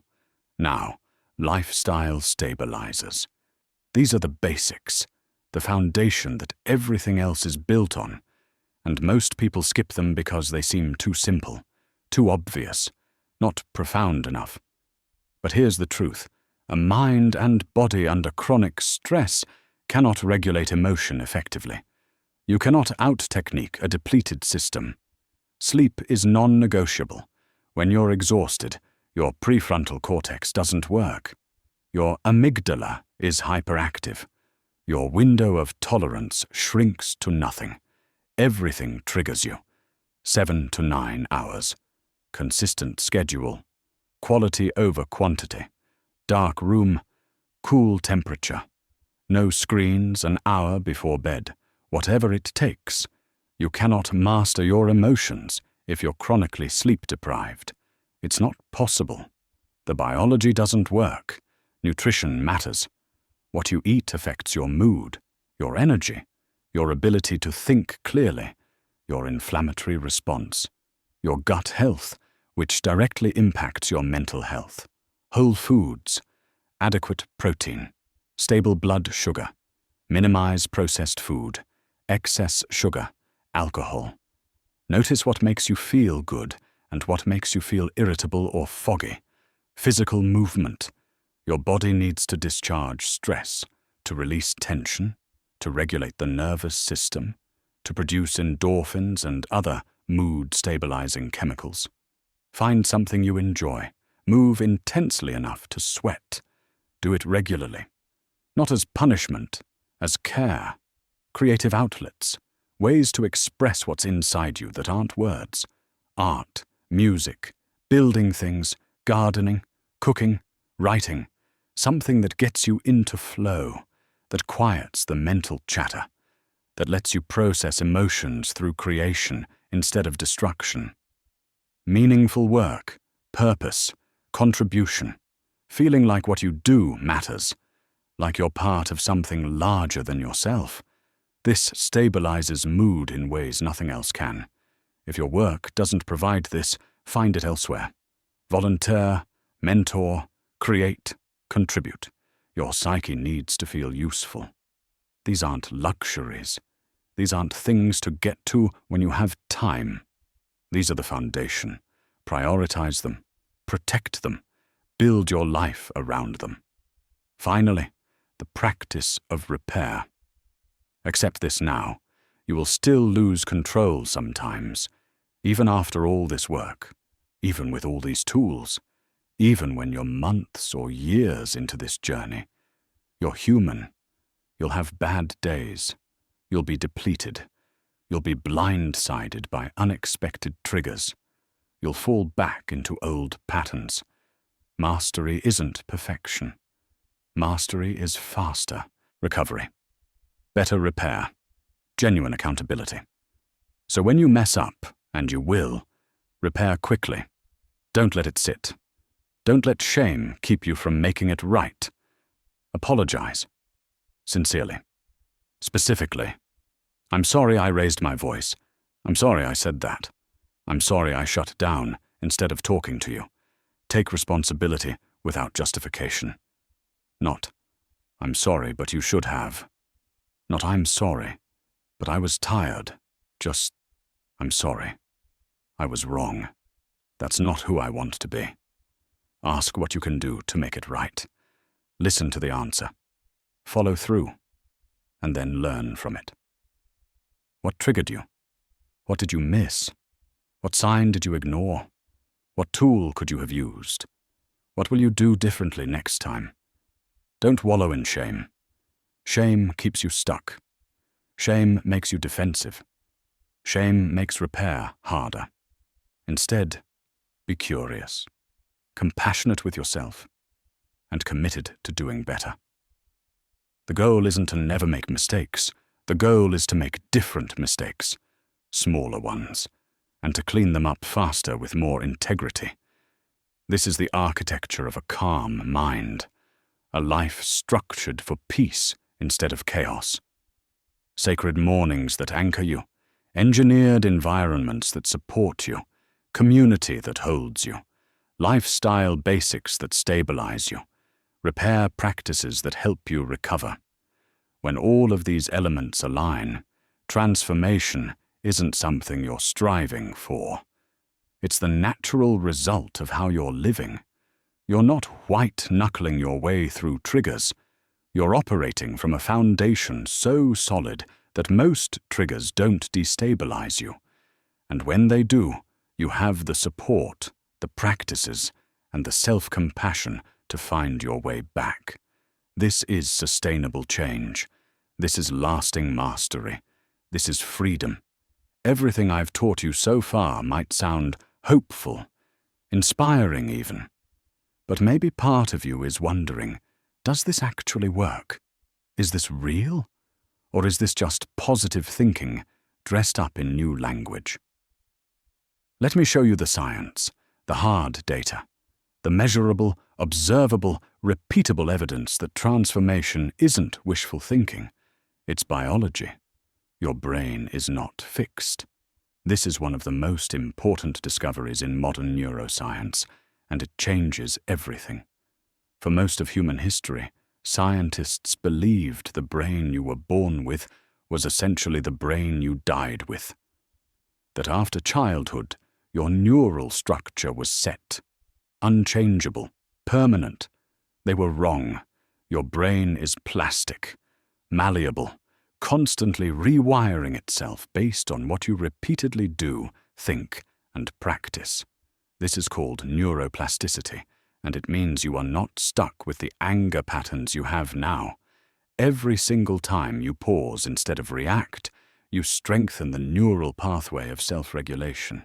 You're building circuitry, making connections, creating highways in your brain that lead to choice instead of compulsion.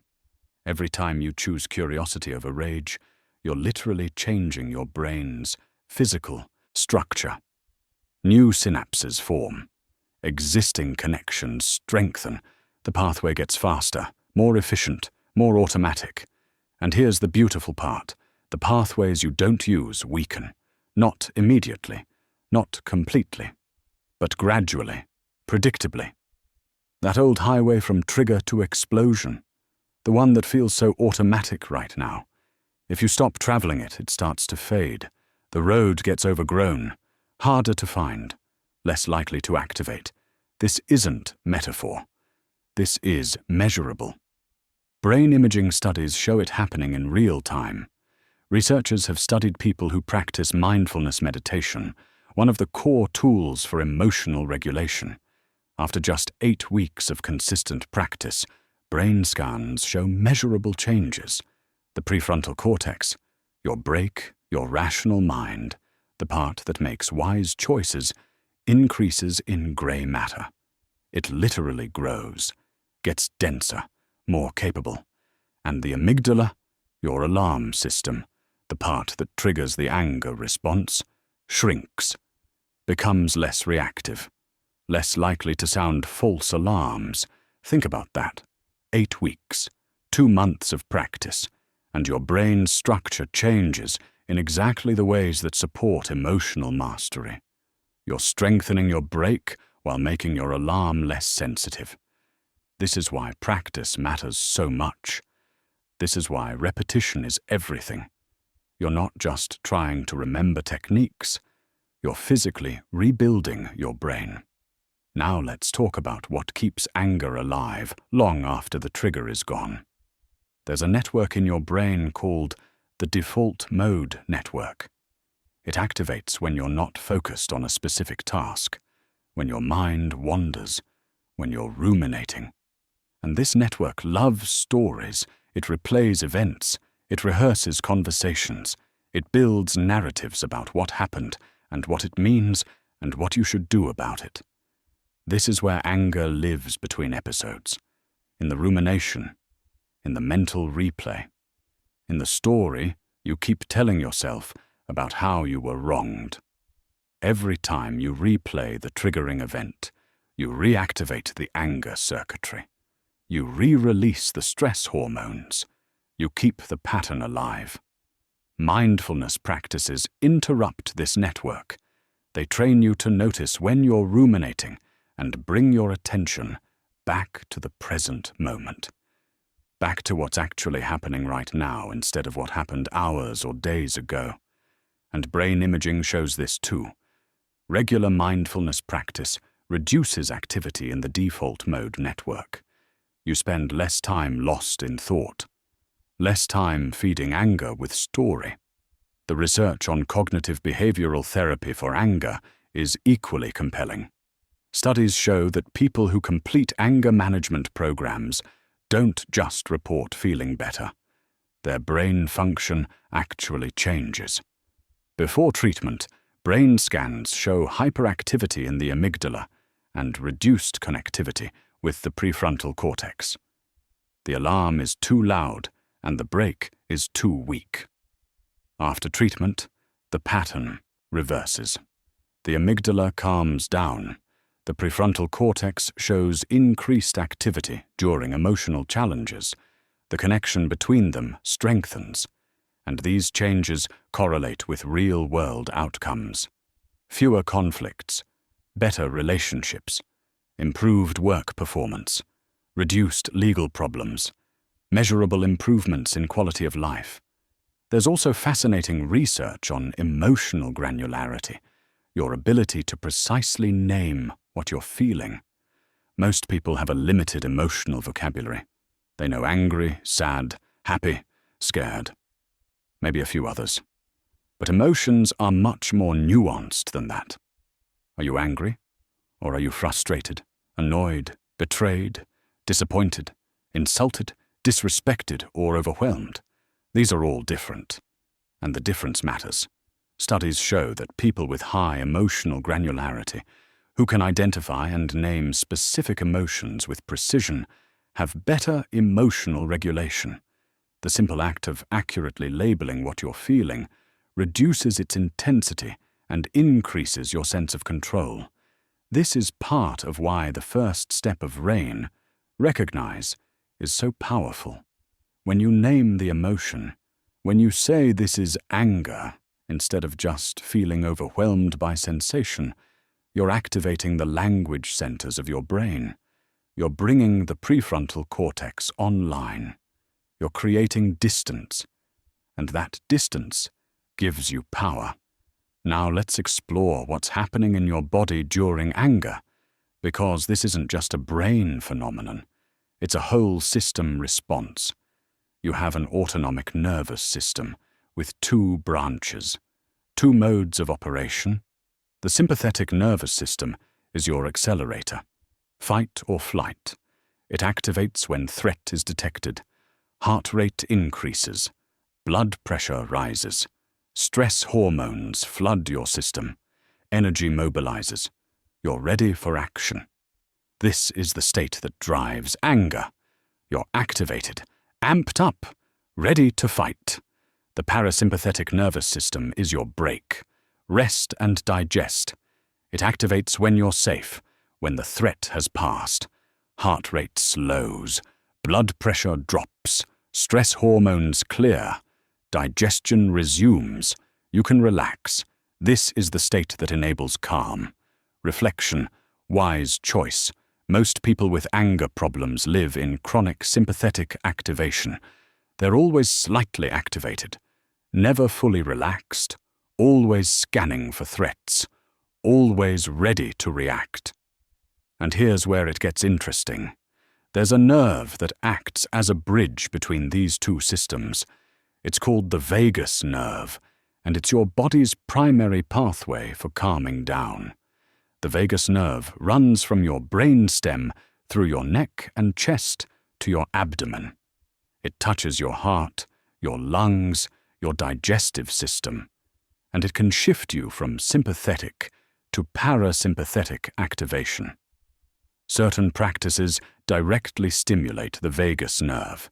Deep breathing is the most accessible one. Specifically, breathing that emphasizes a long exhale. When you breathe in, your heart rate increases slightly, sympathetic activation. When you breathe out, your heart rate decreases, parasympathetic activation. So when you do 4 counts in, 6 counts out, emphasizing the exhale, you're literally activating your vagus nerve. You're telling your body it's safe. You're shifting from fight or flight to rest and digest. This happens in real time. Within seconds, you can measure it. Heart rate variability. The variation in time between heartbeats increases. This is a marker of parasympathetic activation and emotional resilience. Cold water on your face also stimulates the vagus nerve. This is why splashing cold water or using an ice pack can interrupt a panic attack or rage spiral. It's called the dive reflex, and it immediately shifts your physiology. This isn't magic. This is biology you can leverage. Let's talk about hormones, because chemistry drives a lot of anger behavior. Cortisol is your stress hormone, released during activation, designed to be temporary, help you handle a short-term threat, then clear. But when you live in chronic stress, when you're constantly triggered, cortisol stays elevated, and elevated cortisol creates a hair trigger. Everything feels more threatening. Your threshold for activation drops. You become hyper-reactive. Practices like meditation, exercise, and adequate sleep regulate cortisol. They help your system return to baseline. They raise your threshold so minor irritations don't feel like major threats. Testosterone interacts with anger too, particularly in men. Higher testosterone correlates with increased aggression and dominance-seeking behavior. But the relationship is bidirectional. When you win a confrontation, when you dominate someone, your testosterone spikes. This feels good, powerful. And your brain learns. Anger works. Aggression gets results. This creates a reinforcement cycle. Anger leads to dominance. Dominance feels rewarding. You're more likely to choose anger next time. Breaking this cycle requires finding other sources of confidence and competence, achievement, mastery, contribution, ways to feel powerful that don't require making someone else feel small.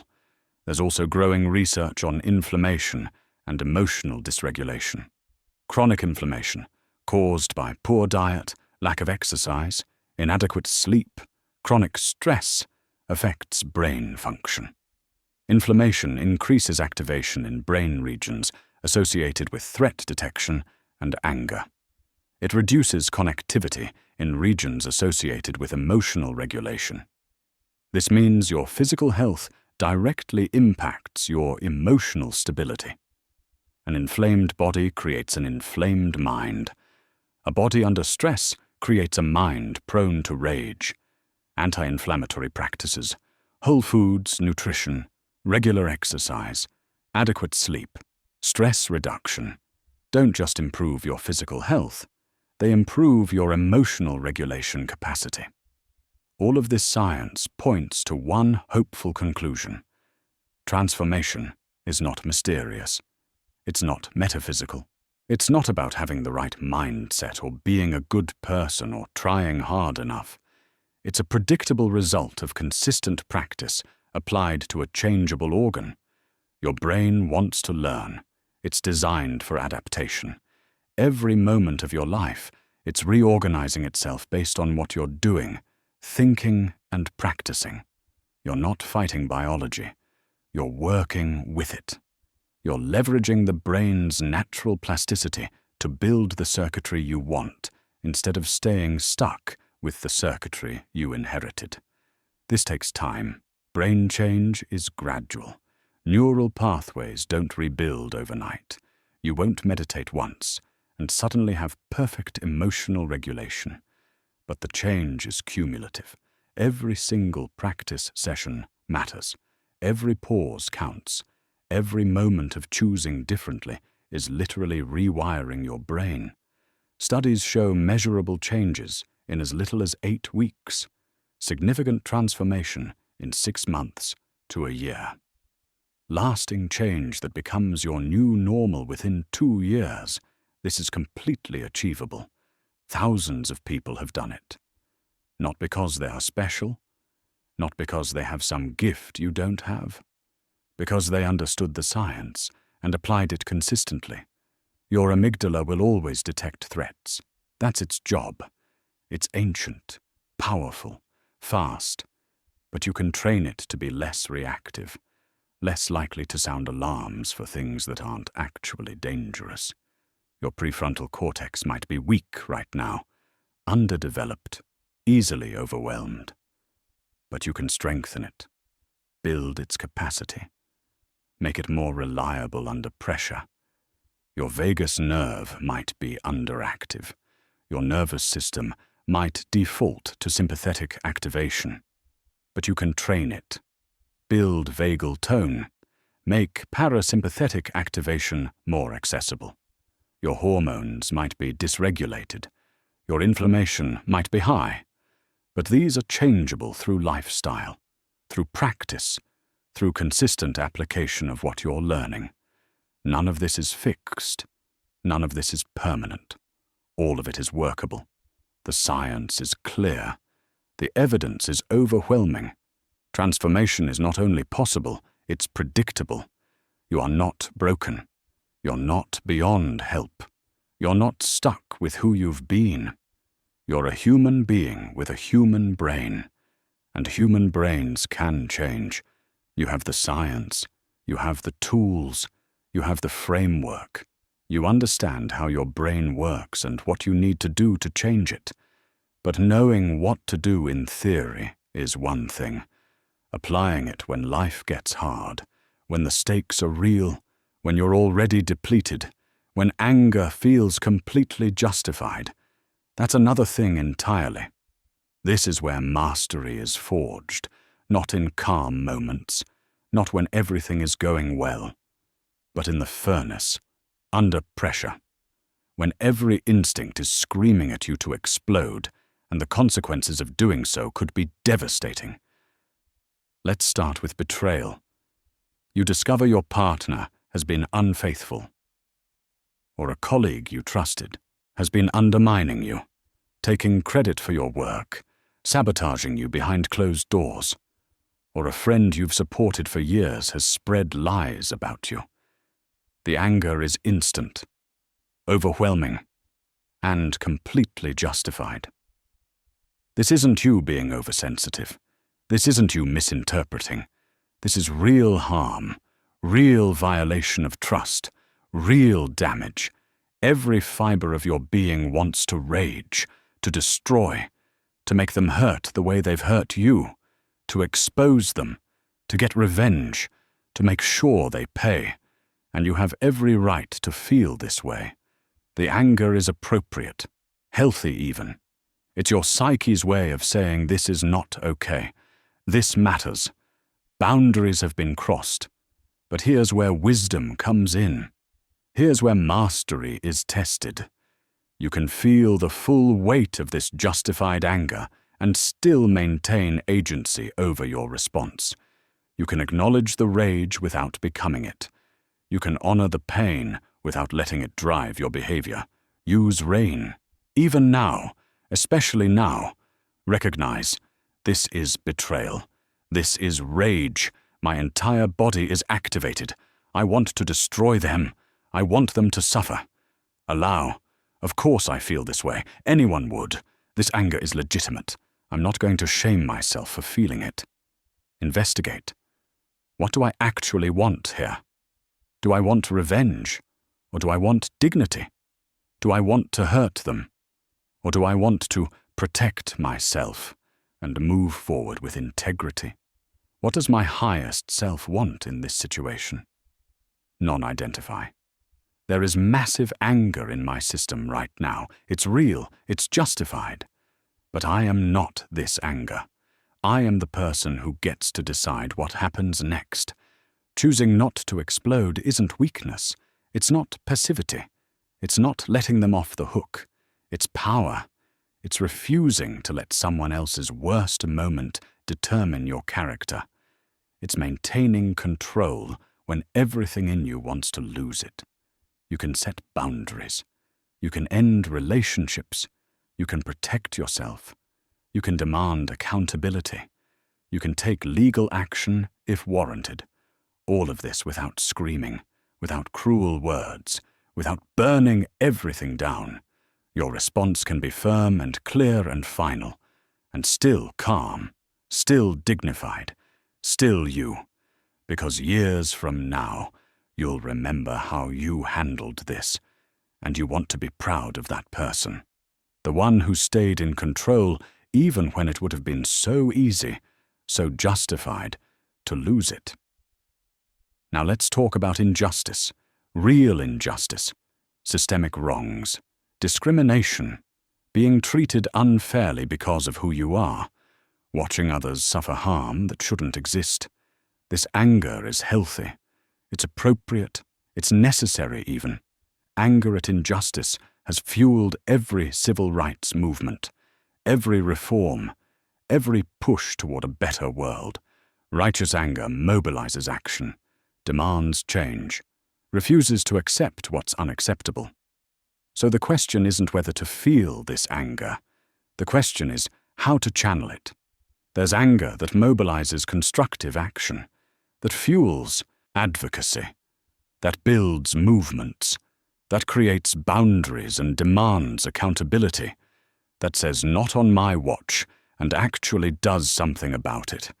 And there's anger that consumes you from within, that becomes bitterness, that poisons your peace, that makes you hard and cynical and unable to see beauty or hope or progress. The difference is crucial.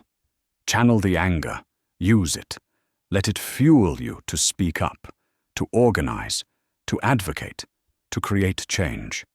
Let it give you courage to set boundaries, to say enough, to demand better. But don't let it take up permanent residence in your chest.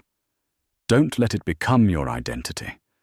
Don't let fighting against something become the only thing you're for. You can be angry about injustice and still find joy, still connect with beauty, still laugh, still rest, still believe in possibility.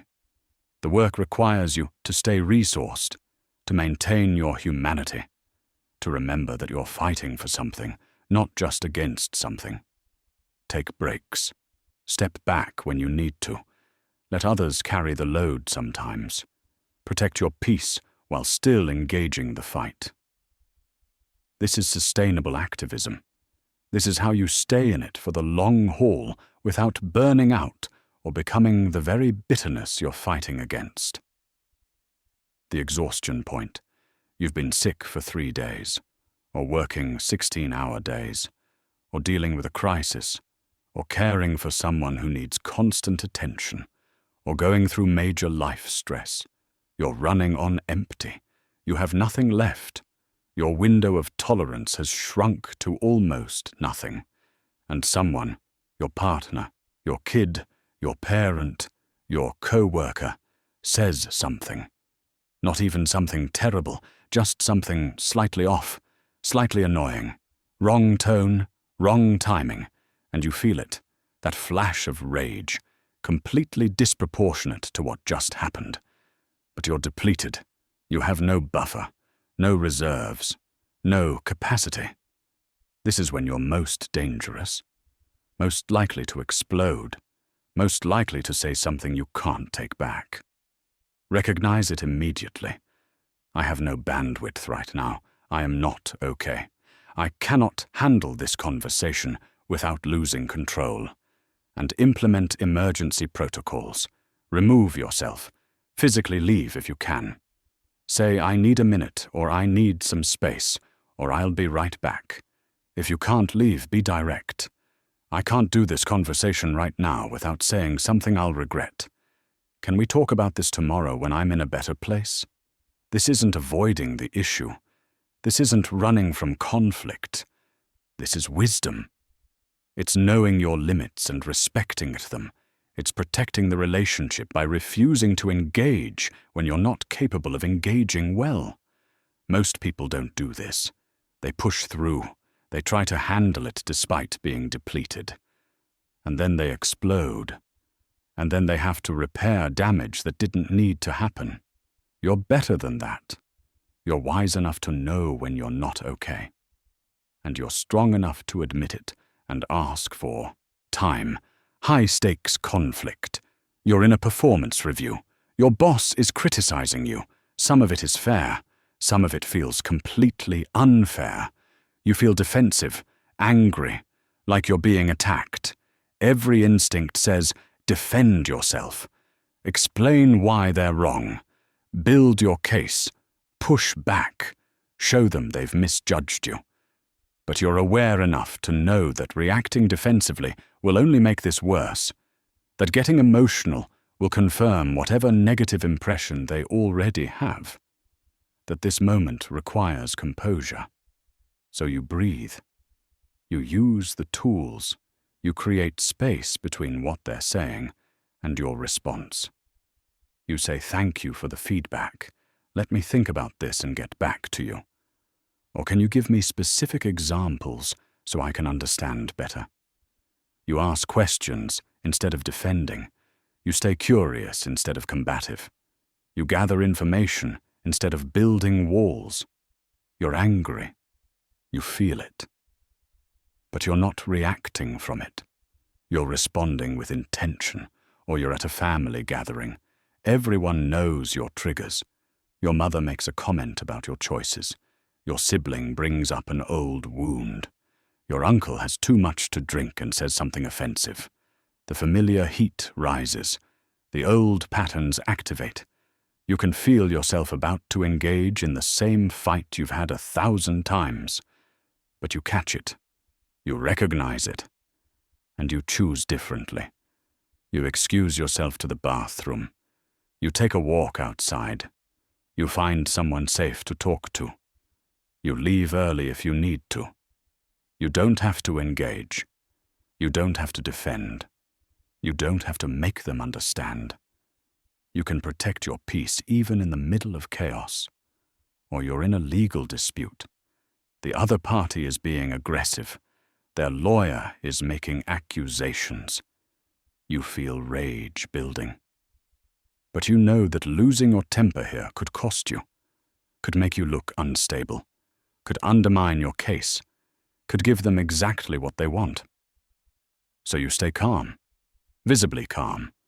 You respond to your lawyer, not to them. You focus on facts, not feelings. You demonstrate exactly the kind of person you claim to be. This is composure under fire. This is using the tools when it matters most, when the stakes are highest, when failure has real consequences. And finally, the relapse. Because you will fail. Not if. When. You'll have a moment, maybe months into your practice, where despite everything you've learned, despite all your growth, despite your best intentions, you explode spectacularly. You say something cruel, you lose control, you revert to old patterns. It feels like you're right back where you started. And the shame hits hard. What was the point of all this work? You haven't changed at all. You're still the same person. You've failed. Stop. Relapse doesn't erase progress. It reveals what still needs attention. It shows you where you're still vulnerable. What triggers still have power. What situations still overwhelm your capacity. This is information, data, not evidence of failure. Recover with grace. Repair quickly. Apologize sincerely. Take full responsibility. And then get curious. What happened? What was I feeling before the explosion? What need wasn't being met? What warning signs did I miss? What tool could I have used? What will I do differently next time? Extract the lesson without drowning in shame. Learn from it without abandoning the journey. Understand that mastery isn't a straight line. It's not constantly improving. It's practicing, failing, learning, practicing again. Every master has failed more times than beginners have even tried. The difference is they kept going. They recovered faster. They learned more from each failure. You're not starting over. You're continuing, with more information, more awareness, more humility, more determination. The path forward is the same as it's always been.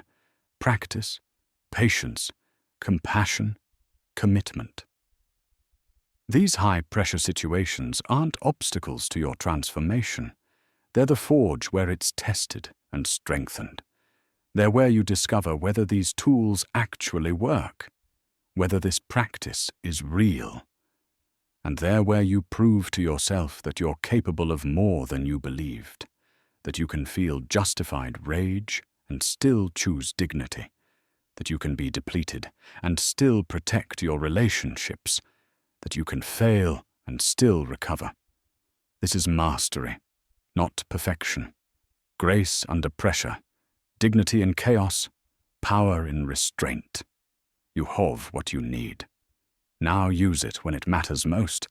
You've walked a long path, from those first moments of recognizing the pattern to understanding the neuroscience, from learning the tools to applying them under pressure, from crisis management to sustainable transformation. And somewhere along this journey, maybe without you even noticing exactly when, something fundamental shifted. You're no longer someone trying to control their anger. You are someone who has transformed their relationship with anger entirely. This isn't something you think about anymore. It's who you are. The practices have become so integrated, so automatic, that calm is your default. The gap between stimulus and response is wide now. Natural, effortless. Let me show you what this new life looks like. You walk into a meeting where you know you'll be challenged, where your ideas will be questioned, where criticism is coming. Situations that used to send your heart racing, your defenses rising, your anger building. But now, you feel centered, grounded, curious about what you'll learn, open to feedback, secure enough in yourself that someone disagreeing with you doesn't feel like an attack on who you are. You sit across from your partner during a difficult conversation. They're upset. They're saying things that touch old wounds. The familiar triggers are there. Tone, words, implications that used to set you off instantly.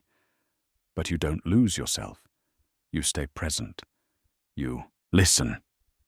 You feel the defensive reaction start to rise, and you let it pass like a wave. You respond from compassion instead of protection, from curiosity instead of combat. Someone cuts you off in traffic. You feel the flash of irritation, and it's gone in seconds. You don't carry it, you don't ruminate, you barely think about it again. Your boss criticizes your work publicly. You feel the sting, the embarrassment. The old story about being disrespected starts to form, but you catch it. You question it. You separate the useful feedback from the emotional reaction. You respond professionally while still feeling triggered. The feeling doesn't dictate the behavior. Your family pushes your buttons at a gathering. They know exactly what to say. They've been saying it for years. But this time, you smile. You let it go. You recognize it's about them, not you. You protect your peace without needing to defend yourself. This is what transformation looks like in real life. Not dramatic, not flashy, just different.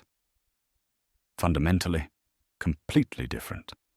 Your relationships have changed, deepened, because people feel safe with you now.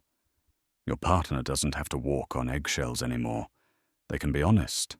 They can have bad days. They can make mistakes. They know you won't detonate, that you'll stay, that you'll work through it, that you're safe.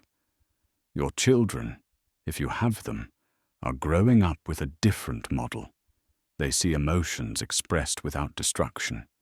They learn that anger doesn't have to mean violence or cruelty or withdrawal. They're learning skills you had to teach yourself as an adult because they're watching you practice them daily.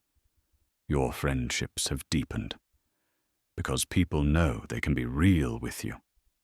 They can disagree. They can be imperfect. They can show up messy. And you'll still be there. Still be kind. Still be you.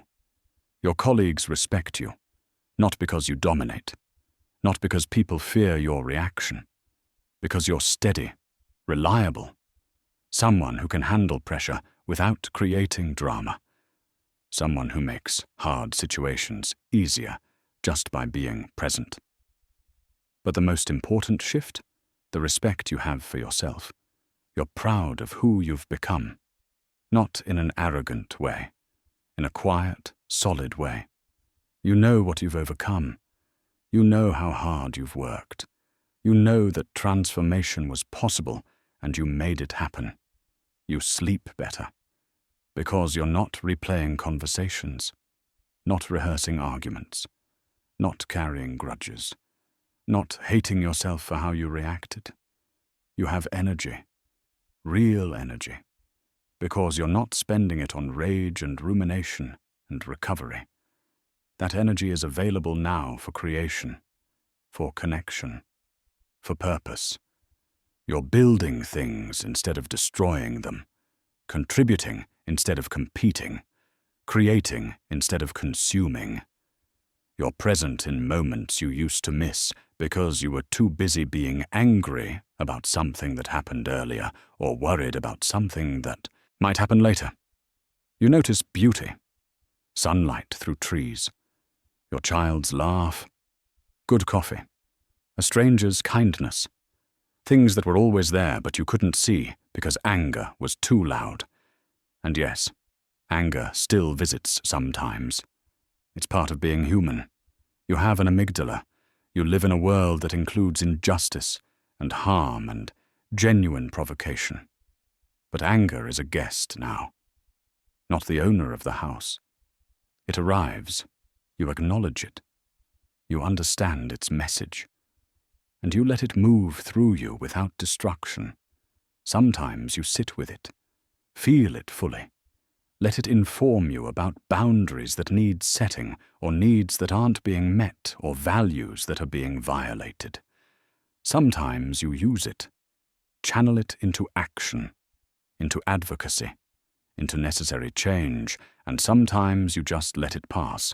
Recognize it as weather, as a temporary state, as information you can note without acting on.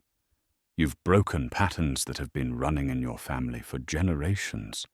Your parents expressed anger through rage or withdrawal or passive aggression. Their parents did the same, back and back through time. But it ends with you. You won't pass this struggle to your children. You're modeling a different way, showing them that transformation is possible, that you're not stuck with the patterns you inherited. This is your legacy, not your achievements or possessions, but the cycle you broke, the healthier way you learned, the skills you're passing down. You understand now that true strength isn't in the force of your reaction.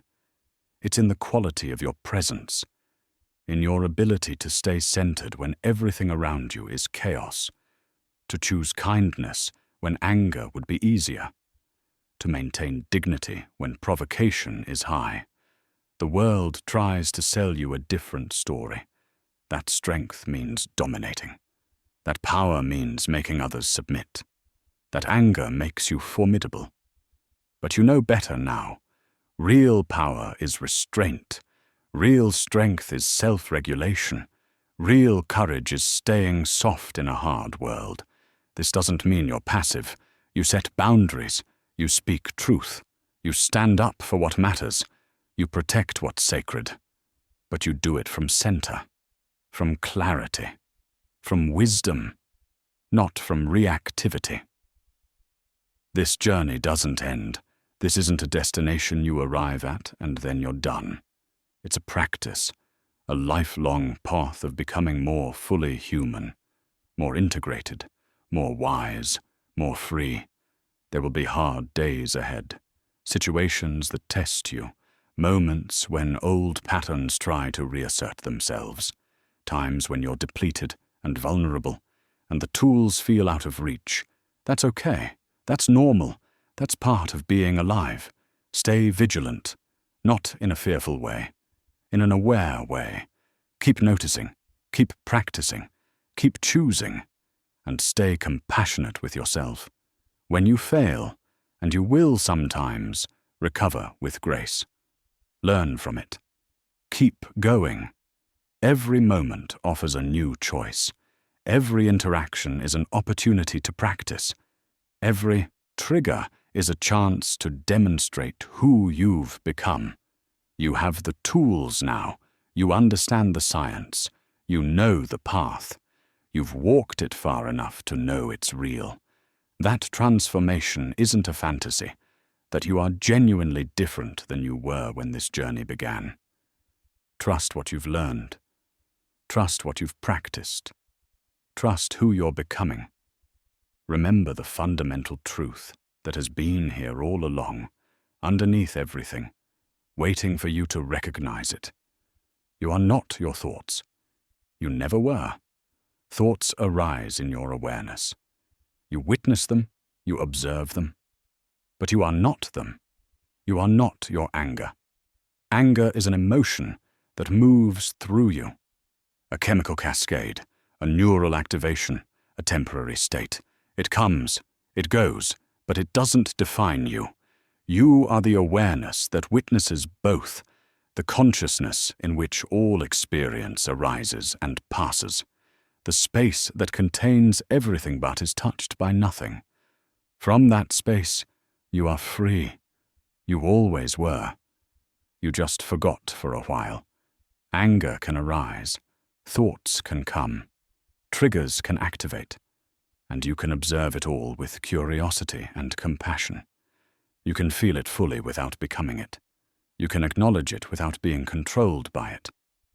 This is liberation. Not from having emotions, but from being enslaved by them. Not from experiencing anger, but from being defined by it. You are vast, infinite, unchangeable at your core, and from that unchangeable core, you can navigate the changing landscape of emotion with wisdom and grace. The journey continues. The path unfolds. Every day is practice. Every moment is choice. Walk it with confidence, with humility, with compassion for yourself and everyone else who's struggling with their own patterns, their own pain, their own journey toward freedom. You're not alone in this. Millions of people are walking this same path, learning these same lessons, transforming in these same ways. And you're doing it. Right now, in this moment, with every breath, with every choice, with every pause before reaction, you're becoming who you were always meant to be. Someone who feels deeply and chooses wisely. Someone who has anger but is not anger. Someone who is free. Keep going, keep practicing, keep choosing, keep becoming. The person you are now would make the person you were at the beginning of this journey so proud, and the person you'll be a year from now will make the current you proud too. This is the path. This is the practice. This is the transformation. Welcome home to yourself. Welcome to freedom. Welcome to the life you were always capable of living. You are not your angry thoughts. You never were. You are the awareness that has the power to control them. And from that awareness, from that power, from that freedom, you are already everything you need to be.